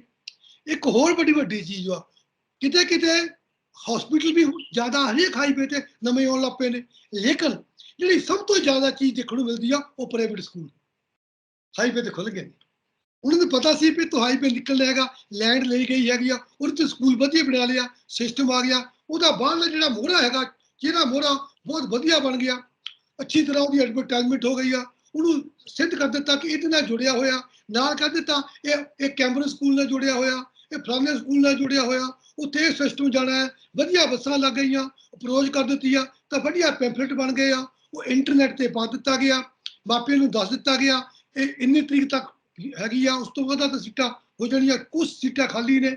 ਜਿਹੜੇ ਉਹ ਸਕੂਲਾਂ ਨੂੰ ਚਲਾਉਣ ਵਾਲੇ ਆ, ਅਗਰ ਉਹਨਾਂ ਦਾ ਤੁਸੀਂ ਸਰਵੇ ਕਰੋ, ਉਹਨਾਂ ਦਾ ਪੜ੍ਹਾਈ ਲਿਖਾਈ ਦਾ ਕੋਈ ਮਤਲਬ ਨਹੀਂ ਹੈਗਾ, ਉਹਨਾਂ ਦਾ ਤਾਂ ਕੋਈ ਇੰਟਰਸਟ ਨਹੀਂ, ਉਹ ਤਾਂ ਬਿਜ਼ਨਸ ਹੋ ਗਿਆ। ਬਹੁਤ ਸਾਰੇ ਬੰਦੇ NRIs ਹੁੰਦੇ ਨੇ, ਠੀਕ ਆ ਵੀ ਵਪਾਰ ਹੈ, ਜਿਹੜੇ ਬਾਹਰਲੀਆਂ ਯੂਨੀਵਰਸਿਟੀਆਂ ਆ ਕੇ ਕੋਸ਼ਿਸ਼ ਕਰਦੀਆਂ, ਉਹ ਵੀ ਕੋਸ਼ਿਸ਼ ਕਰਦੇ ਨੇ, ਉਹ ਮੇਲੇ ਲੱਗਦੇ ਨੇ ਵੱਡੇ ਵੱਡੇ 5 ਸਟਾਰਾਂ ਵਿੱਚ, ਵੱਡੇ ਵੱਡੇ ਪੈਲਸਾਂ ਵਿੱਚ ਬੁੱਕ ਹੁੰਦੇ ਨੇ। ਉਹਦੀ ਸਿਡਨੀ ਤੋਂ ਯੂਨੀਵਰਸਿਟੀ ਆ ਗਈ ਆ, ਉਹ ਮਨਾਸ਼ ਯੂਨੀਵਰਸਿਟੀ ਆ ਗਈ ਆ, ਉਹ ਕੈਨਬਰਾ ਯੂਨੀਵਰਸਿਟੀ ਆ ਗਈ ਆ, ਉਹ ਪ੍ਰਿੰਸਟਨ ਯੂਨੀਵਰਸਿਟੀ ਆ ਗਈ ਆ, ਉਹ ਇੰਨੀਆਂ ਯੂਨੀਵਰਸਿਟੀਆਂ ਇਟਲੀ ਤੋਂ ਆ ਗਈਆਂ, ਜਰਮਨ ਤੋਂ ਆ ਗਈਆਂ। ਪੱਕੀ ਗੱਲ ਵਾ, ਐਡਮਿਸ਼ਨ ਮਿਲ ਜਾਣੀ ਆ।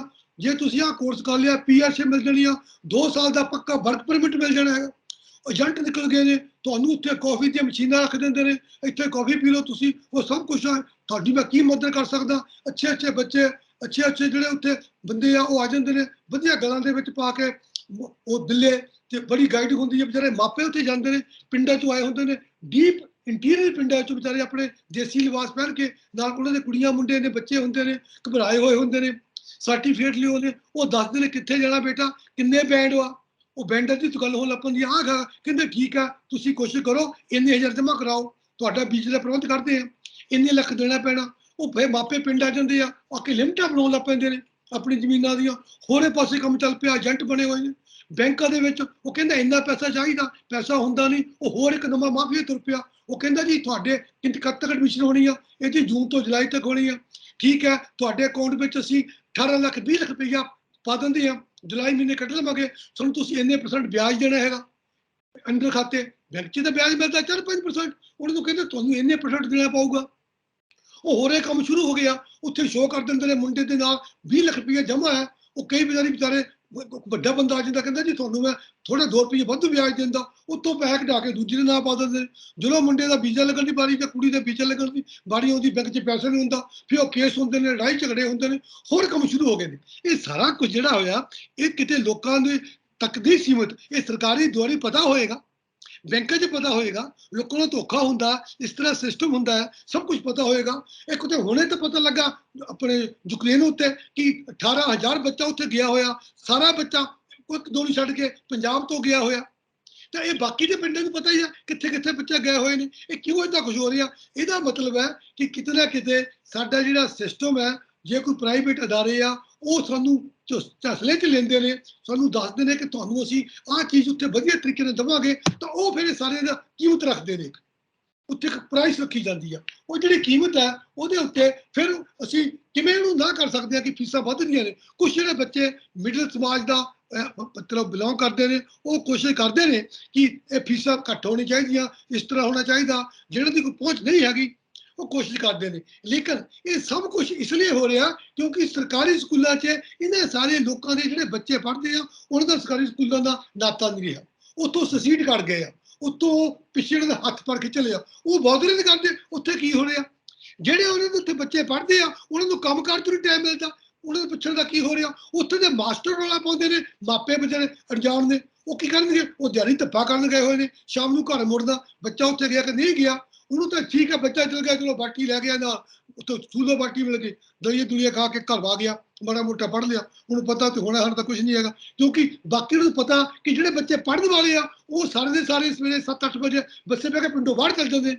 ਜਿਹੜੇ ਪਿੰਡ 'ਚ ਰਹਿ ਗਏ ਉਹ ਤਾਂ ਇੱਥੇ ਸਕੂਲੇ ਜਾਣ ਵਾਲੇ ਨੇ ਧੱਕਾ ਲਾ ਕੇ ਭੇਜਣੇ ਆ, ਖਰੇ ਪੜ੍ਹਨ ਤੱਕ ਨਹੀਂ ਪੜ੍ਹਦਾ। ਉਹ ਪਿੰਡ 'ਚ ਇੱਕ ਦੋ ਮਾਹੌਲ ਬਣ ਗਈ, ਸ਼੍ਰੇਣੀ ਬਣ ਗਈ। ਇੱਕ ਬੱਸਾਂ 'ਚ ਜਾਣ ਵਾਲੇ, ਵੈਨਾਂ 'ਚ ਜਾਣ ਵਾਲੇ, ਸਕੂਟਰਾਂ 'ਚ ਜਿਹਨੂੰ ਛੱਡਣ ਵਾਲੇ ਘਰ ਦੇ ਹੈਗੇ ਆ, ਇੱਕ ਉਹ ਸਕੂਲੇ ਪੈਦਲ ਜਾਣ ਵਾਲੇ, ਘੁੰਮ ਘੁੰਮ ਕੇ ਉਹਨੇ ਸਕੂਲੇ ਪਹੁੰਚਣਾ ਕੱਚੇ ਰਾਹੀਂ, ਫੱਟੀਆਂ ਫੁੱਟੀਆਂ ਰਹਿਣ ਕਿਉਂ ਜਾਣਾ, ਆਪਣੇ ਸਿਸਟਮ ਹੋਇਆ ਸਕੂਲੇ ਪਹੁੰਚਣਾ। ਉਹ ਸਕੂਲੇ ਉਹ ਲੱਗਦਾ ਵੀ ਉਹ ਜਾ ਰਹੇ ਜਿਹੜਾ ਦੁਪਹਿਰ ਰੋਟੀ ਖਾਣੀ ਹੈ, ਉਹ ਕਹਿੰਦੇ ਜੀ ਹੁਣ ਤਾਂ ਰੋਟੀ ਮਿਲਦੀ ਆ, ਉਹ ਤਾਂ ਭੇਜੋ। ਬਈ ਸਕੂਲ 'ਚ ਵਿੱਦਿਆ ਮਿਲਦੀ ਆ ਤਾਂ ਜਾਣਾ, ਰੋਟੀ ਖਾਣ ਥੋੜੀ ਜਾਣਾ ਹੈ। ਹੁਣ ਉਹ ਸਕੂਲੇ ਮਾਸਟਰ ਦੀ ਡਿਊਟੀ ਲੱਗੀ ਆ, ਉਹ ਪੜ੍ਹਾਉਣਾ ਨਹੀਂ ਹੈ, ਉਹਨੇ ਰੋਟੀ ਬਣਾਉਣੀ ਆ, ਉੱਤੇ ਕਿਸੇ ਦੀ ਡਿਊਟੀ ਦਿੱਤੀ ਹੋਈ ਆ। ਤੁਸੀਂ ਕਿਸੇ ਗਵਰਨਮੈਂਟ ਸਕੂਲ 'ਚ ਜਾ ਕੇ ਦੇਖੋ, ਸੇ ਮਾਸਟਰ ਨੂੰ ਮਿਲੋ, ਉਹਨਾਂ ਨਾਲ ਗੱਲਬਾਤ ਕਰੋ, ਉਹਨਾਂ ਦੇ ਦੁੱਖੜੇ ਜਾਣੋ, ਤੇ ਬਹੁਤਾ ਕੁਝ ਲੱਗਦਾ, ਪਤਾ ਲੱਗਦਾ ਕਿਵੇਂ ਆ। ਉਹ ਵਿਚਾਰੇ ਟਹਿਕੇ ਪਏ ਨੇ, ਉਹਨਾਂ ਨੂੰ ਡਰ ਵਾ ਕਿ ਐਜੂਕੇਸ਼ਨ ਡਿਪਾਰਟਮੈਂਟ ਤੋਂ ਉਹਨਾਂ ਵਾਸਤੇ ਕੋਈ ਨਾ ਕੋਈ ਫਰਮਾਨ ਆ ਜਾਂਦਾ ਨੇ। ਉਹ ਕਹਿੰਦੇ ਸਾਨੂੰ ਫਰਮਾਨ ਦਿਓ ਪੜ੍ਹਾਉਣ ਵਾਸਤੇ, ਉੱਥੇ ਆਰਡਰ ਆ ਜਾਂਦੇ ਨੇ, ਕਿਸੇ ਨੂੰ ਫੇਲ ਨਹੀਂ ਕਰਨਾ। ਕੋਈ ਬੱਚਾ ਸਕੂਲੇ ਨਹੀਂ ਆਉਂਦਾ ਤਾਂ ਉਹਨੂੰ ਰੋਕਣਾ ਕੁਛ ਨਹੀਂ, ਤੁਸੀਂ ਰਿਜ਼ਲਟ ਦੇਣੇ ਆ, ਕਿਉਂਕਿ ਇੱਕ ਮਕੈਨੀਕਲ ਸਿਸਟਮ ਬਣ ਗਿਆ ਹੈਗਾ। ਇਹ ਸਾਰਾ ਜਿਹੜਾ ਸਿਸਟਮ ਹੈ, ਇਹਨੂੰ ਜਿਹੜੀ ਆਪਣੀ ਸਰਕਾਰ ਹੈ, ਇਹ ਸਾਰੀਆਂ ਚੀਜ਼ਾਂ, ਇਹ ਬਹੁਤੇ ਜਾਣੇ ਸਾਡੇ ਜਿਹੜੇ ਸਕੂਲਾਂ ਦੇ ਟੀਚਰ ਨੇ, ਉਹਨਾਂ ਨੂੰ ਤੁਸੀਂ ਪੁੱਛ ਲਓ, ਉਹਨਾਂ ਨੂੰ ਬੁਲਾ ਲਓ, ਤੁਹਾਨੂੰ ਦੱਸ ਦੇਣਗੇ ਕਿਵੇਂ ਹੋ ਰਿਹਾ। ਔਰ ਸਭ ਤੋਂ ਜ਼ਰੂਰੀ ਚੀਜ਼ ਇਹ ਹੈ ਕਿ ਜਦ ਤੱਕ ਇਹ ਜਿਹੜਾ ਪਾੜਾ ਵਾ ਗਵਰਨਮੈਂਟ ਸਕੂਲਾਂ ਦਾ ਤੇ ਪ੍ਰਾਈਵੇਟ ਸਕੂਲਾਂ ਦਾ, ਜਦ ਤੱਕ ਤੁਸੀਂ ਇਹ ਪਾੜੇ ਨੂੰ ਹੌਲੀ ਹੌਲੀ ਘਟਾਉਂਦੇ ਨਹੀਂ, ਤਾਂ ਗਵਰਨਮੈਂਟ ਸਕੂਲਾਂ ਨੂੰ ਉਹਦੇ ਬਰਾਬਰ ਤੇ ਲਿਆਉਂਦੇ ਨਹੀਂ, ਤਦ ਤੱਕ ਗੱਲ ਨਹੀਂ ਬਣਨੀ। ਬਾਦਲ ਸਰਕਾਰ ਨੇ ਪਹਿਲਾਂ ਉਹਨਾਂ ਨੇ ਕੋਸ਼ਿਸ਼ ਕੀਤੀ ਮਾਡਲ ਸਕੂਲ ਸ਼ੁਰੂ ਕਰਨ ਦੀ, ਜਿਹੜੇ ਉਹ ਕੀ ਸੀ ਨਵੋਦਿਆ ਵਿਦਿਆਲਿਆ ਸ਼ੁਰੂ ਕੀਤੇ, ਉਹ ਮਿਆਰ ਠੀਕ ਸੀਗਾ, ਉਹਨੇ 'ਚ ਉਹ ਬੱਚੇ ਪਾਏ ਜਿਹੜੇ ਹੁਸ਼ਿਆਰ ਬੱਚੇ ਸੀਗੇ, ਬਾਕੀ ਬੱਚੇ ਰਹਿ ਗਏ ਉਹ, ਅਸੀਂ ਉਹਨਾਂ ਨੂੰ ਕਿਉਂ ਨਾ ਪੜ੍ਹਾਈਏ। ਸਾਡਾ ਇੱਕ ਸਿਸਟਮ ਹੋਏਗਾ, ਅਸੀਂ ਪ੍ਰਾਈਵੇਟ ਸਕੂਲ ਠੀਕ ਹੈ, ਇੰਗਲੈਂਡ 'ਚ ਵੀ ਫੋਰਨ ਕੰਟਰੀ 'ਚ ਵੀ ਪ੍ਰਾਈਵੇਟ ਸਕੂਲ ਨੇ, ਲੇਕਿਨ ਜਿਹੜੇ ਗਵਰਨਮੈਂਟ ਸਕੂਲ ਨੇ ਉਹਨਾਂ ਦਾ ਵੀ ਮਿਆਰ ਕੋਈ ਥੋੜਾ ਬਹੁਤਾ ਨਹੀਂ ਹੈਗਾ, ਇੱਕੋ ਦਾ ਮਿਆਰ ਹੈਗਾ ਵਧੀਆ ਨਹੀਂ। ਠੀਕ ਹੈ, ਤੁਸੀਂ ਉੱਥੇ ਪੜ੍ਹ ਸਕਦੇ ਹੋ, ਇੱਕ ਅਲੱਗ ਤਰ੍ਹਾਂ ਦਾ ਹੈਗਾ, ਉੱਥੇ ਦੇਖੋ, ਤੁਸੀਂ ਜ਼ਰੂਰੀ ਨਹੀਂ ਹੈਗਾ, ਲੇਕਿਨ ਨਾਲ ਨਾਲ ਤੁਸੀਂ ਇਹ ਵੀ ਕਰੋ ਨਾ, you must make it sure ਕਿ ਸਾਡੇ ਕਿੰਨਾ ਸਾਡੇ ਸਕੂਲ ਹੈ, ਹਰੇਕ ਪਿੰਡ ਵਿੱਚ ਲੋਕਾਂ ਨੇ, ਪਿੰਡ ਵਾਲਿਆਂ ਨੇ ਜਗ੍ਹਾ ਦਿੱਤੀ ਹੋਈ ਆ, ਕੋਈ 5 ਏਕੜ, ਕੋਈ 2 ਏਕੜ, ਕੋਈ 2.5 ਏਕੜ, ਕੋਈ 10 ਏਕੜ, ਉਹ ਕਿੰਨੀ ਜਗ੍ਹਾ ਦੀ ਕੀਮਤ ਹੈ। ਫਿਰ ਬਿਲਡਿੰਗ ਬਣਾਈ ਹੋਈ ਆ ਹਰੇਕ ਪਿੰਡ ਦੇ ਸਕੂਲ ਵਿੱਚ, ਪਿੰਡ ਦੇ ਬੰਦਿਆਂ ਨੇ ਪੈਸੇ ਖਰਚ ਕੇ ਕਮਰੇ ਪਾਏ ਹੋਏ ਆ, ਕਈਆਂ ਨੇ 4 ਪੱਖੇ ਟੰਗੇ ਹੋਏ ਆ, ਕਈਆਂ ਨੇ ਪਹਿਲਾਂ ਕੜੀਆਂ ਪਈਆਂ ਸੀ, ਉੱਤੇ ਲੈਂਟਰ ਪਾਏ ਹੋਏ ਨੇ। ਬਹੁਤੇ ਜਾਣੇ ਲੋਕਾਂ ਨੇ ਪਿੰਡ 'ਚ ਨਲਕੇ ਲਵਾਏ ਸੀਗੇ ਸਕੂਲ ਵਿੱਚ, ਉਹ ਨਲਕੇ ਸੁੱਕ ਗਏ ਨੇ, ਹੁਣ ਸਰਕਾਰੀ ਟੂਟੀਆਂ ਆਈਆਂ ਨੇ, ਹੋਰ ਬੜੇ ਕੰਮ ਕੀਤੇ ਹੋਏ ਨੇ, ਕਈਆਂ ਨੇ ਬੈਂਚ ਲੈ ਕੇ ਦਿੱਤੇ ਹੋਏ ਨੇ, ਕਈਆਂ ਨੇ ਕੁਰਸੀਆਂ ਲੈ ਕੇ ਦਿੱਤੀਆਂ ਹੋਈਆਂ ਨੇ। ਉਹਨਾਂ ਦੀ ਇਨਵੋਲਵਮੈਂਟ ਆ, ਉਹ ਪ੍ਰਾਪਰਟੀ ਆ, ਸਮਾਜ ਦੀ ਪ੍ਰਾਪਰਟੀ ਆ, ਉਹਦੇ ਵੱਡੇ ਗੇਟ ਲੱਗੇ ਹੋਏ ਨੇ, ਸਿਸਟਮ ਬਣਿਆ ਹੋਇਆ। ਤਾਂ ਹੁਣ ਉਹ ਜਿਹੜੇ ਸਕੂਲ ਹੈ ਉਹ ਅਸੀਂ ਕਿਵੇਂ ਮੇਨਟੇਨ ਕਰ ਦਈਏ। ਅਗਰ ਤੁਸੀਂ ਦੇਖਿਆ ਜਾਵੇ, ਆਜ਼ਾਦੀ ਤੋਂ ਪਹਿਲਾਂ ਸਭ ਤੋਂ ਜਿਹੜੇ ਵੱਡੇ ਸਕੂਲ ਸੀ ਜਿੱਥੋਂ ਵਧੀਆ ਗਿਆਨ ਆਇਆ, ਉਹ ਸੀਗੇ ਖਾਲਸਾ ਸਕੂਲ ਸੀਗੇ, ਗਵਰਨਮੈਂਟ ਖਾਲਸਾ ਸਕੂਲ, ਉਦੋਂ ਕਹਿੰਦੇ ਖਾਲਸਾ ਸਕੂਲ ਸੀਗੇ, ਡੀਏਵੀ ਸਕੂਲ ਸੀਗੇ, ਸਨਾਤਨ ਧਰਮ ਸਕੂਲ ਸੀਗੇ, ਇਹ ਸਾਰੇ ਸਕੂਲ ਸੀਗੇ ਨਾ।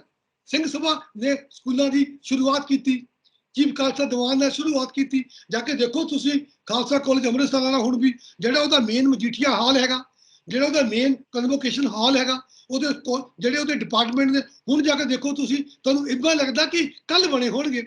ਉੱਥੇ ਨਵੀਆਂ ਬਿਲਡਿੰਗਾਂ ਬਣੀਆਂ ਨੇ, ਉੱਥੇ ਸਿੱਖ ਰਿਸਰਚ ਸੈਂਟਰ ਬਣਿਆ, ਉਹਦੇ ਨਾਲ ਪੁਰਾਣੀਆਂ ਬਿਲਡਿੰਗਾਂ ਨੇ, ਤੁਸੀਂ ਅੰਦਾਜ਼ਾ ਨਹੀਂ ਲਗਾ ਸਕਦੇ ਪੁਰਾਣੀ ਕਿਹੜੀ ਆ ਤੇ ਨਵੀਂ ਕਿਹੜੀ ਆ।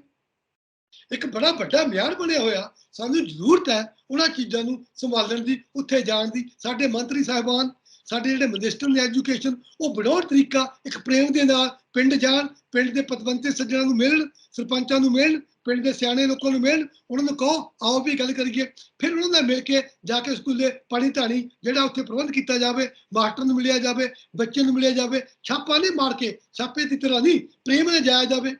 ਉਹ ਸਕੂਲ ਦਾ ਜਾਇਜ਼ਾ ਲਿਆ ਜਾਵੇ, ਟੀਚਰ ਸਾਹਿਬਾਨ ਨੂੰ ਪੁੱਛਿਆ ਜਾਵੇ ਕਿਵੇਂ ਇਸ ਵਧੀਆ ਕਰ ਸਕਦੇ ਆ, ਉਹਨਾਂ ਦੀ ਗਲਤੀ ਨਹੀਂ ਕੱਢੀ ਜਾਵੇ, ਧੀਆਂ ਪੁੱਤ ਕਹਿ ਕੇ ਉਹਨਾਂ ਨੂੰ ਮਨਾਇਆ ਜਾਵੇ ਕਿ ਆਓ ਆਪਣਾ ਸਮਾਜ ਸਿਰਜੀਏ, ਨਵਾਂ ਸਮਾਜ ਸਿਰਜੀਏ। ਮੰਤਰੀ ਸਾਹਿਬ ਵੀ ਜਾ ਰਹੇ ਨੇ, ਪੰਚਾਇਤ ਮੈਂਬਰ ਵੀ ਜਾ ਰਹੇ ਨੇ, ਪਿੰਡ ਦਾ ਲੰਬੜਦਾਰ ਵੀ ਜਾਏਗਾ, ਪਿੰਡ ਦੇ ਪਤਵੰਤੇ ਸੱਜਣ ਜਾਣਗੇ। ਜਿਹੜੇ ਬੱਚੇ ਉਹਨਾਂ ਸਕੂਲਾਂ 'ਚ ਪੜ੍ਹ ਕੇ ਹੁਣ ਬਜ਼ੁਰਗ ਹੋ ਗਏ ਆ, ਉਹ ਵੀ ਪਿੰਡ 'ਚੋਂ ਨਾਲ ਤੁਰ ਪਊਗੇ, ਉਹ ਵੀ ਕਹਿਣਗੇ ਕਿ ਇੱਜ਼ਤ ਆ, ਇੱਕ ਨਵਾਂ ਪੰਜਾਬ ਸਿਰਜਿਆ ਜਾ ਸਕਦਾ। ਬਿਲਕੁਲ। ਮੇਰਾ ਪ੍ਰੋਫੈਸਰ ਸਾਹਿਬ ਆਖਰੀ ਸਵਾਲ ਹੈ, ਕਿਉਂਕਿ ਸਮਾਂ ਆਪਣੇ ਕੋਲ ਸੀਮਤ ਹੁੰਦਾ ਹੈ। ਇੱਕ ਤਾਂ ਤੁਸੀਂ ਨਵੀਂ ਜਿਹੜੀ ਐਜੂਕੇਸ਼ਨ ਪਾਲਿਸੀ ਹੈ ਉਹਦੇ ਬਾਰੇ ਦੱਸਣਾ ਸੀ, ਇੱਕ ਜੋ ਕੁਝ ਤੁਹਾਡੇ ਮਨ ਦੇ ਵਿੱਚ ਚੱਲਦਾ ਹੋਵੇ, ਭਾਵੇਂ ਖੁੱਲਾ ਸਮਾਂ ਲੈ ਲਿਓ, ਪਰ ਜਵਾਬ ਤੁਸੀਂ ਇਸੇ ਸਵਾਲ ਦੇ ਵਿੱਚ ਨਿਬੇੜ ਦਿਓ। ਜਿਹੜੀ ਨਵੀਂ ਐਜੂਕੇਸ਼ਨ ਪਾਲਿਸੀ ਆ ਉਹਦੇ ਪ੍ਰਿੰਸੀਪਲ ਬਣਾਏ ਕੁਝ। ਮੈਂ ਕਿਹਾ ਸੀ 1986 ਚ ਪਹਿਲਾਂ ਬਣੀ ਸੀਗੀ ਜਿਹੜੀ ਸੀ ਨੈਸ਼ਨਲ ਪਾਲਿਸੀ ਔਨ ਐਜੂਕੇਸ਼ਨ, ਫਿਰ 1992 ਚ ਬਣੀ ਸੀ। ਉਹਦੇ ਵਿੱਚ ਦੋ ਚੀਜ਼ਾਂ ਸੀਗੀਆਂ।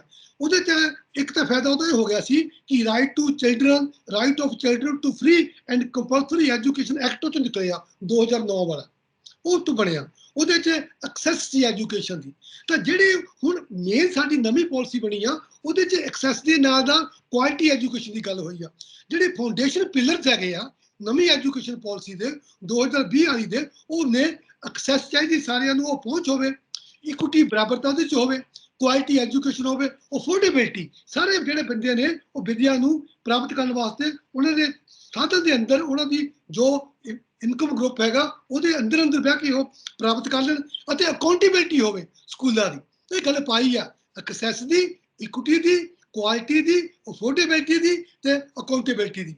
ਇਹ ਵੀ ਉਹਨਾਂ ਨੇ ਮੰਨਿਆ ਕਿ ਜਿਹੜੀ ਐਜੂਕੇਸ਼ਨ ਵਾ ਉਹਦਾ ਪਰਪਸ ਇਕੱਲਾ ਡਿਗਰੀ ਦੇਣਾ ਨਹੀਂ, ਉਹਦਾ ਪਰਪਸ ਹੈ ਗੁੱਡ ਹਿਊਮਨ ਬੀਇੰਗ ਨੂੰ ਡਿਵੈਲਪ ਕਰਨਾ, ਉਹ ਕੈਪੇਬਲ ਹੋਣ ਆਪਣੇ ਆਪ ਸੋਚਣ ਦੇ, ਰੈਸ਼ਨਲ ਸੋਚ ਦੇ, ਉਹਨਾਂ ਵਿੱਚ ਐਕਸ਼ਨ ਕਰਦਾ ਹੋਵੇ। ਇਹ ਨਹੀਂ ਇਕੱਲਾ ਥਿਊਰੀ ਦੀ ਗੱਲ ਹੋਵੇ, ਉਹ ਐਕਸ਼ਨ ਵੀ ਆਪਣਾ ਉਹ ਜੀਵਨ ਵਿੱਚ ਸਟੈਪ ਪੁੱਟ ਸਕਣ।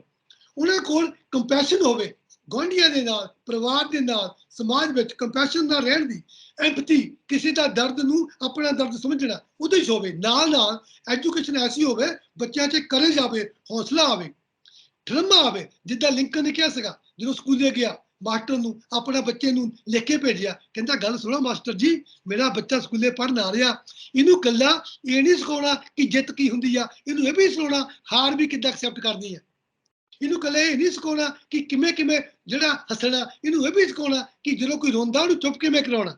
ਕਦੀ ਪੜ੍ਹਿਓ ਅਬਰਾਹਮ ਲਿੰਕਨ ਦਾ ਲੈਟਰ, ਇਹਨੂੰ ਇਹ ਵੀ ਦੱਸਣਾ ਕਿ ਜਿਹੜੇ ਰਾਤ ਨੂੰ ਅਸਮਾਨ 'ਚ ਤਾਰੇ ਚਮਕਦੇ ਆ ਉਹਨਾਂ ਦੀ ਕਿੱਦਾਂ ਦੀ ਇੱਕ ਕਿੱਦਾਂ ਦਾ ਉਹਨਾਂ ਦਾ ਜਲਾਅ ਹੁੰਦਾ ਹੈਗਾ।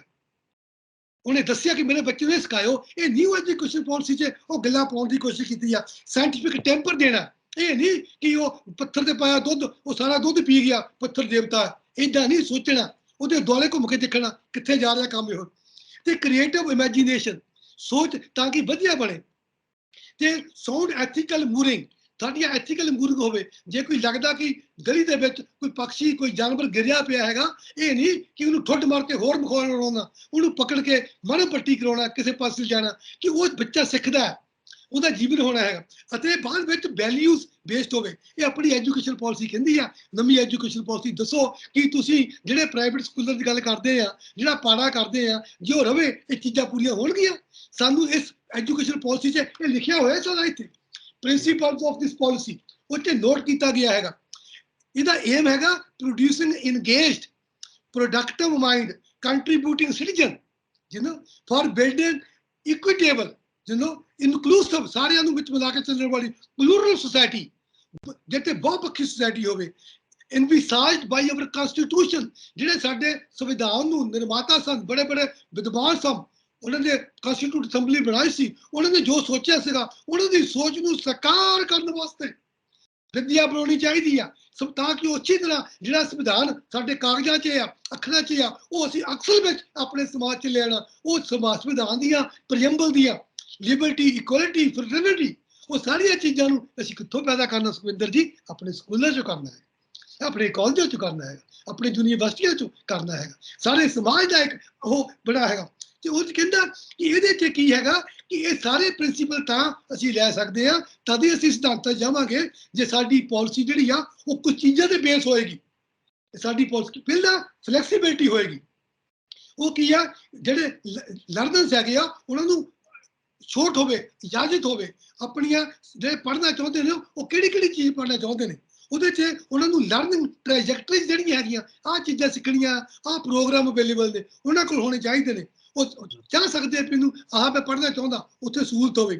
ਤੇ ਨਾਲ ਨਾਲ ਉਹਨਾਂ ਨੂੰ ਆਪਣਾ ਰਸਤਾ ਆਪ ਚੁਣਨੇ ਦੀ, ਮੈਂ ਹਾਲੈਂਡ 'ਚ ਜਾਪਾਨ 'ਚ ਪੜ੍ਹਾਉਣ ਗਿਆ, ਉੱਥੇ ਮੈਨੂੰ ਬੜੀ ਹੈਰਾਨਗੀ ਹੋਈ ਸੁਣ ਕੇ ਕਿ ਬੱਚਿਆਂ ਨੂੰ ਇਜਾਜ਼ਤ ਸੀ ਤੁਸੀਂ ਆਪਣਾ ਰਸਤਾ ਚੁਣ ਸਕਦੇ ਹੋ। ਫਿਰ ਜਿਹੜਾ ਰਸਤਾ ਚੁਣਦੇ ਹੋ ਉੱਥੇ ਵੱਡੇ ਵੱਡੇ ਸਾਈਕੋਲੋਜਿਸਟ ਆ, ਉਹ ਦੇਖਦੀ ਆ ਕਿ ਇਹ ਬਾਕੀਆ ਰਸਤਾ ਇਹਦੇ ਦਿਮਾਗ ਦੇ ਨਾਲ ਮੈਚ ਕਰਦਾ, ਇਹ ਹੋ ਸਕਦਾ ਹੈਗਾ ਜਿਹਨੂੰ according to their own talents, ਉਹਨਾਂ ਦਾ ਕੀ ਇੰਟਰਸਟ ਹੈਗਾ। ਫਿਰ ਉੱਤੋਂ ਨੋ ਹਾਰਡ ਸੈਪਰੇਸ਼ਨ, ਇਹ ਨਹੀਂ ਆ ਆਰਟਸ ਵਾਲੇ ਨੇ, ਆ ਸਾਇੰਸ ਵਾਲੇ ਨੇ, ਆ ਫਿਰ ਮੈਡੀਕਲ ਸਾਇੰਸ ਵਾਲੇ ਨੇ, ਏਦਾਂ ਕੁਝ ਨਹੀਂ ਚਾਹੀਦਾ। ਤੁਸੀਂ ਬਰਾਬਰ ਰੱਖੋ, no hard separation between arts science ਤੇ ਕੁਰੀਕੁਲਮ ਤੇ ਐਕਸਟਰਾ ਕੁਰੀਕੁਲਮ। ਇਹ ਨਹੀਂ ਕਹਿਣਾ ਇਹ ਸਪੋਰਟਸ ਵਾਲੇ ਨੇ, ਬਈ ਸਪੋਰਟਸ ਵਾਲੇ ਵੀ ਨੇ ਤਾਂ ਉਹ ਪੜ੍ਹਨ ਵਾਲੇ ਵੀ ਨੇ, ਜੇ ਉਹ ਪੜ੍ਹਨ ਵਾਲੇ ਨੇ ਤਾਂ ਉਹ ਸਪੋਰਟਸ ਵਾਲੇ ਵੀ ਹੋਣਗੇ, ਇਹ ਲਿਖਿਆ ਗਿਆ ਹੈਗਾ। ਤੇ ਦੂਸਰਾ ਵੋਕੇਸ਼ਨਲ ਤੇ ਅਕੈਡਮਿਕ, ਹੁਣ ਜ਼ੋਰ ਪੈ ਰਿਹਾ ਜੀ ਸਕਿੱਲ ਬੇਸਡ ਐਜੂਕੇਸ਼ਨ ਜ਼ਰੂਰ ਕਰੋ, ਨਾਲ ਅਕੈਡਮਿਕ ਵੀ ਕਰੋ। ਜੇ ਦੋਨੇ ਨਾ ਹੋ ਗਈਆਂ, ਜੇ ਦੋਨੇ ਨਾ ਥਿਊਰੀ ਪੋਸੀਬਲ ਵਾ ਪ੍ਰੈਕਟਿਸ ਤੋਂ ਬਿਨਾ, ਨਾ ਪ੍ਰੈਕਟਿਸ ਪੂਰੀ ਆ ਥਿਊਰੀ ਤੋਂ ਬਿਨਾ, ਤੁਹਾਨੂੰ ਦੋਨੋਂ ਨੂੰ ਕਰਨਾ ਪੈਣਾ ਹੈ। ਤੋ ਇਸ ਲਈ ਉਹ ਕਹਿੰਦੇ ਨੇ ensure integrity quality of knowledge, eliminate harmful hierarchies ਜਿਹੜੀਆਂ ਬਣੀਆਂ ਨੇ ਸਾਡੀਆਂ ਸੀਲੋਜ਼ ਬਣਾਤੀਆਂ, ਡਿਫਰੈਂਟ ਆਈਡੀਆ ਲਰਨਿੰਗ ਦੀਆਂ, ਮਲਟੀ ਡਿਸਪਲਿਨਰੀ ਕੋਰਸ ਬਣਾਤੇ। ਇਹ ਜਿਹੜਾ ਸਾਰਾ ਕੁਝ ਹੈਗਾ ਅਸੀਂ ਲਰਨ ਕਰਨਾ, ਉਹਨੂੰ ਉਹਨਾਂ ਨੇ ਤਿੰਨਾਂ ਭਾਗਾਂ 'ਚ, 4 ਭਾਗਾਂ 'ਚ ਵੰਡਿਆ, ਉਹਦਾ ਸਿਸਟਮ ਬਣਾਇਆ। ਉਹ ਕੀ ਹੈਗਾ, ਬਹੁਤ ਇੰਟਰਸਟਿੰਗ ਹੈਗਾ ਸਾਡੇ ਪਾਸ, that creates a very important system. ਉਹ ਕੀ ਆ ਕਿ ਸਾਡੇ ਕੋਲ ਵਿਦਿਆ ਹੋਏਗੀ, ਉਹਦੇ 4 ਲੈਵਲ ਨੇ, 5 ਜਮਾ 3 ਜਮਾ 3 ਜਮਾ 4। ਇਹ ਜਿਹੜੇ ਪਹਿਲਾਂ 5 ਸਾਲ ਦੀ ਵਿਦਿਆ, ਫਿਰ 3 ਸਾਲ ਦੀ ਵਿਦਿਆ, ਫਿਰ 3 ਸਾਲ ਦੀ ਵਿਦਿਆ, ਆਖਰੀ 4 ਸਾਲ ਦੀ ਵਿਦਿਆ। ਇਹ ਸਾਡੀ ਜਿਹੜੀ ਵਿਦਿਆ ਹੈਗੀ ਆ, ਇਹ ਸਕੂਲ ਤੋਂ ਲੈ ਕੇ 12ਵੀਂ ਤੱਕ ਹੈਗੀ ਆ। ਇਹ ਸਾਡੇ ਸਕੂਲਾਂ ਦੇ ਵਿੱਚ ਵਿਵਸਥਾ ਚਾਹੀਦੀ ਆ। ਜਿਹੜੇ 5 ਸਾਲ ਦੀ ਵਿਦਿਆ ਉਹਨੂੰ ਫਾਊਂਡੇਸ਼ਨਲ ਕਹਿੰਦੇ ਨੇ, ਉਹ 3 ਸਾਲ ਦਾ ਫਾਊਂਡੇਸ਼ਨਲ ਕੋਰਸ ਹੋਏਗਾ, ਪਹਿਲੀ ਤੇ ਦੂਜੀ ਤੋਂ ਪਹਿਲਾਂ ਦਾ, ਗ੍ਰੇਡ 1 ਤੇ ਗ੍ਰੇਡ 2 ਤੋਂ ਪਹਿਲਾਂ। ਗ੍ਰੇਡ 1 ਤੇ ਗ੍ਰੇਡ 2 2 ਸਾਲ ਹੋ ਗਏ ਤੇ 3 ਸਾਲ ਪਹਿਲਾਂ ਹੋਣਗੇ। ਇਹ ਤਾਂ 5 ਸਾਲ ਦੀ ਵਿਦਿਆ ਹੈ। ਇਹ ਜਿਹੜੀ 5 ਸਾਲ ਦੀ ਵਿਦਿਆ, ਇਹਦੇ 'ਚ ਟੀਚਰ ਕਿੱਦਾਂ ਦਾ ਹੋਣਾ, ਉੱਥੇ ਕੀ ਪੜ੍ਹਿਆ ਜਾਊਗਾ, ਉਹਦਾ ਕੀ ਸਿਸਟਮ ਹੈ, ਸੁਖਵਿੰਦਰ ਜੀ ਬਹੁਤ ਤਰੀਕੇ ਨਾਲ, ਬਹੁਤ ਹੀ ਬਰੀਕੀ 'ਚ ਜਾ ਕੇ ਦੱਸਿਆ ਗਿਆ ਕਿਵੇਂ ਹੋਣਾ। ਕਮਾਲ ਹੈ, ਟਾਈਮ ਨਹੀਂ ਹੈਗਾ, ਕਿਤੇ ਹੋਰ ਟਾਈਮ ਕੱਢ ਲਿਓ, ਇਹਦੇ ਬਾਰੇ ਸਿਰਫ ਇਹਦੇ ਬਾਰੇ ਗੱਲ ਕਰਾਂਗੇ, ਕਮਾਲ ਕਰਾਂਗੇ ਗੱਲ। 45 ਮਿੰਟ ਇਹਦੇ ਤੇ ਦੇਣਾ। ਫਿਰ ਉਸ ਤੋਂ ਬਾਅਦ ਜਦੋਂ 5 ਸਾਲ ਪੂਰੇ ਹੋ ਜਾਂਦੇ, ਫਿਰ ਪ੍ਰੈਪਰੇਟਰੀ ਹੈਗੀ ਆ, ਉਹ ਹੈਗੀਆਂ 3 ਸਾਲ ਦੀਆਂ, ਤੀਜੀ ਚੌਥੀ ਤੇ 5ਵੀਂ। ਇਹਦੇ 'ਚ ਕੀ ਪੜ੍ਹਨਾ, ਕੀ ਕੀ ਪੜ੍ਹਾਇਆ ਜਾਊਗਾ। ਉਸ ਤੋਂ ਬਾਅਦ ਮਿਡਲ ਹੈਗਾ, ਉਹ ਵੀ 3 ਸਾਲ ਦੀ ਹੈਗੀ ਆ, ਉਹ ਹੈਗੀ ਆ 6ਵੀਂ 7ਵੀਂ ਤੇ 8ਵੀਂ। ਇਹ ਹੋ ਗਏ 5 ਜਮਾ 3 ਜਮਾ 3। ਹੁਣ ਆਖਰੀ ਹੋ ਗਈ 4 ਸਾਲ ਦੀ। ਇਹਦੇ 'ਚ 2 ਭਾਗ ਨੇ, 9ਵੀਂ ਤੇ 10ਵੀਂ ਤੇ 11ਵੀਂ ਤੇ 12ਵੀਂ, ਇਹ 2 ਫੇਜ਼ ਨੇ। ਇਹਦੇ ਵਿੱਚ ਜਦੋਂ ਤੁਸੀਂ 9ਵੀਂ 10ਵੀਂ ਕਰ ਦੋਗੇ, ਤੁਹਾਨੂੰ ਇਜਾਜ਼ਤ ਹੈ ਤੁਸੀਂ 2-4 ਸਾਲ ਕੋਈ ਹੋਰ ਕੰਮ ਕਰ ਲਓ, ਮੁੜ ਕੇ ਫਿਰ ਆ ਜਾਓ, ਤੁਸੀਂ ਐਗਜ਼ਿਟ ਕਰ ਜਾਓ। 5 ਜਮਾ 3 ਜਮਾ 3 ਜਮਾ 4 ਵਿੱਚੋਂ ਤੁਸੀਂ ਆਖਰੀ 4 ਵਿੱਚੋਂ ਜਦੋਂ 2 ਪੂਰੇ ਕਰ ਲਓਗੇ, 10 ਪੂਰੇ ਕਰ ਲਓਗੇ, ਤੁਸੀਂ ਬਾਅਦ 'ਚ ਜਦੋਂ ਮਰਜ਼ੀ ਆ ਜਾਓ। ਇਹ ਨਹੀਂ ਹੁਣ 5 ਸਾਲ ਹੋ ਗਏ ਨੇ ਤੁਸੀਂ ਪੜ੍ਹ ਨਹੀਂ ਸਕਦੇ, ਤੁਸੀਂ ਪੜ੍ਹਾਈ ਨਹੀਂ ਪੂਰੀ ਕਰ ਸਕਦੇ। ਕੋਈ ਬੰਦਾ ਕਹਿੰਦਾ ਵੀ ਮੈਂ ਤੇ 2 ਸਾਲ ਕੁਝ ਹੋਰ ਕੰਮ ਕਰਨਾ, ਵੀ ਜ਼ਰੂਰ ਕਰ, ਤੇਰੇ ਕੋਲ ਆਈਡੀਆ ਆ ਗਏ ਨੇ। ਲੇਕਿਨ ਇਹ ਜਿਹੜੇ ਕੰਮ ਆਏ ਆ, ਉਹਦੇ 'ਚ ਸੁਖਵਿੰਦਰ ਜਿਹੜੇ ਪਹਿਲੇ 5 ਸਾਲ ਵਾ ਫਾਊਂਡੇਸ਼ਨ ਅਤੇ ਪਹਿਲੀ ਤੇ ਦੂਜੀ, ਇਹ ਬਹੁਤ ਇੰਪੋਰਟੈਂਟ ਹੈ। ਇਹ ਪਿੰਡ 'ਚ ਹੋਣੇ ਨੇ ਤੁਹਾਡੇ, ਆਂਗਨਵਾੜੀ 'ਚ ਹੋਣੇ, ਕਿਉਂਕਿ ਸਾਇੰਟਿਸਟ ਕਹਿੰਦੇ ਨੇ ਜਿਹੜਾ ਬੱਚਾ ਹੈ ਉਹ ਜੋ ਵੀ ਸਿੱਖਦਾ ਹੈ, 85% ਜੋ ਉਹ ਸਿੱਖਦਾ ਹੈ ਬੱਚਾ, 85% ਉਹ ਪਹਿਲੇ 6 ਸਾਲਾਂ 'ਚ ਸਿੱਖ ਲੈਂਦਾ ਹੈਗਾ। ਉਹਦਾ ਬ੍ਰੇਨ ਪੂਰਾ ਕਾਬੂ ਹੋ ਜਾਂਦਾ ਪਹਿਲੇ 6 ਸਾਲ ਤੱਕ।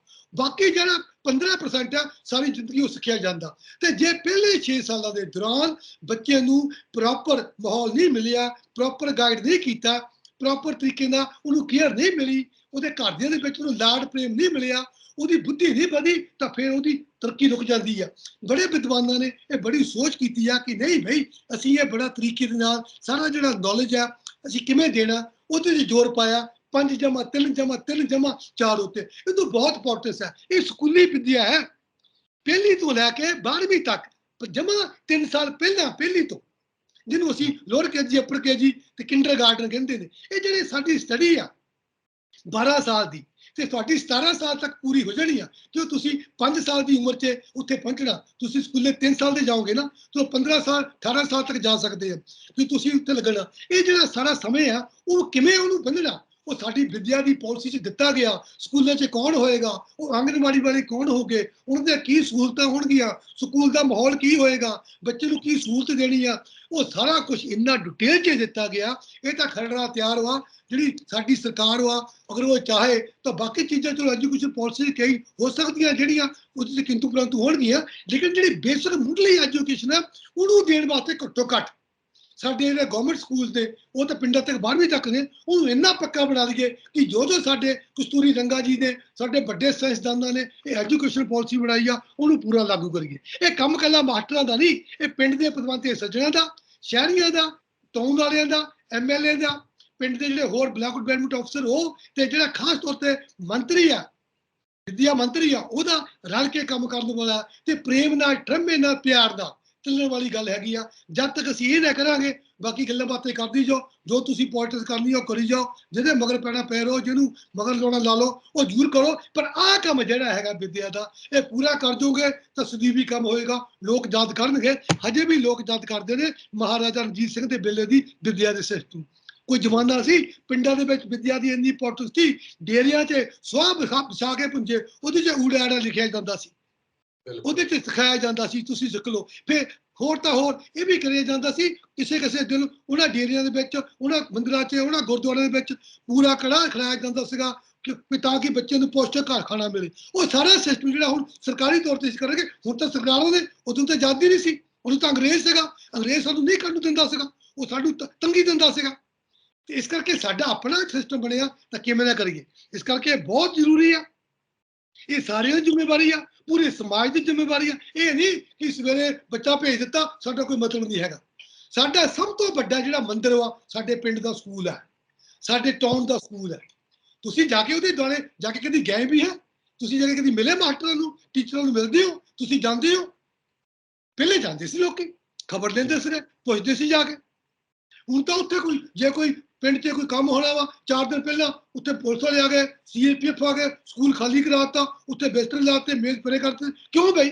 ਪਿੰਡ ਦੇ ਜੱਜ ਘੱਟ ਕਾਰੋੜਾਂ ਨੂੰ।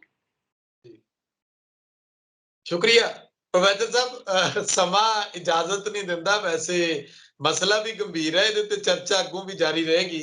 ਬਹੁਤ ਬਹੁਤ ਧੰਨਵਾਦ ਤੁਹਾਡਾ।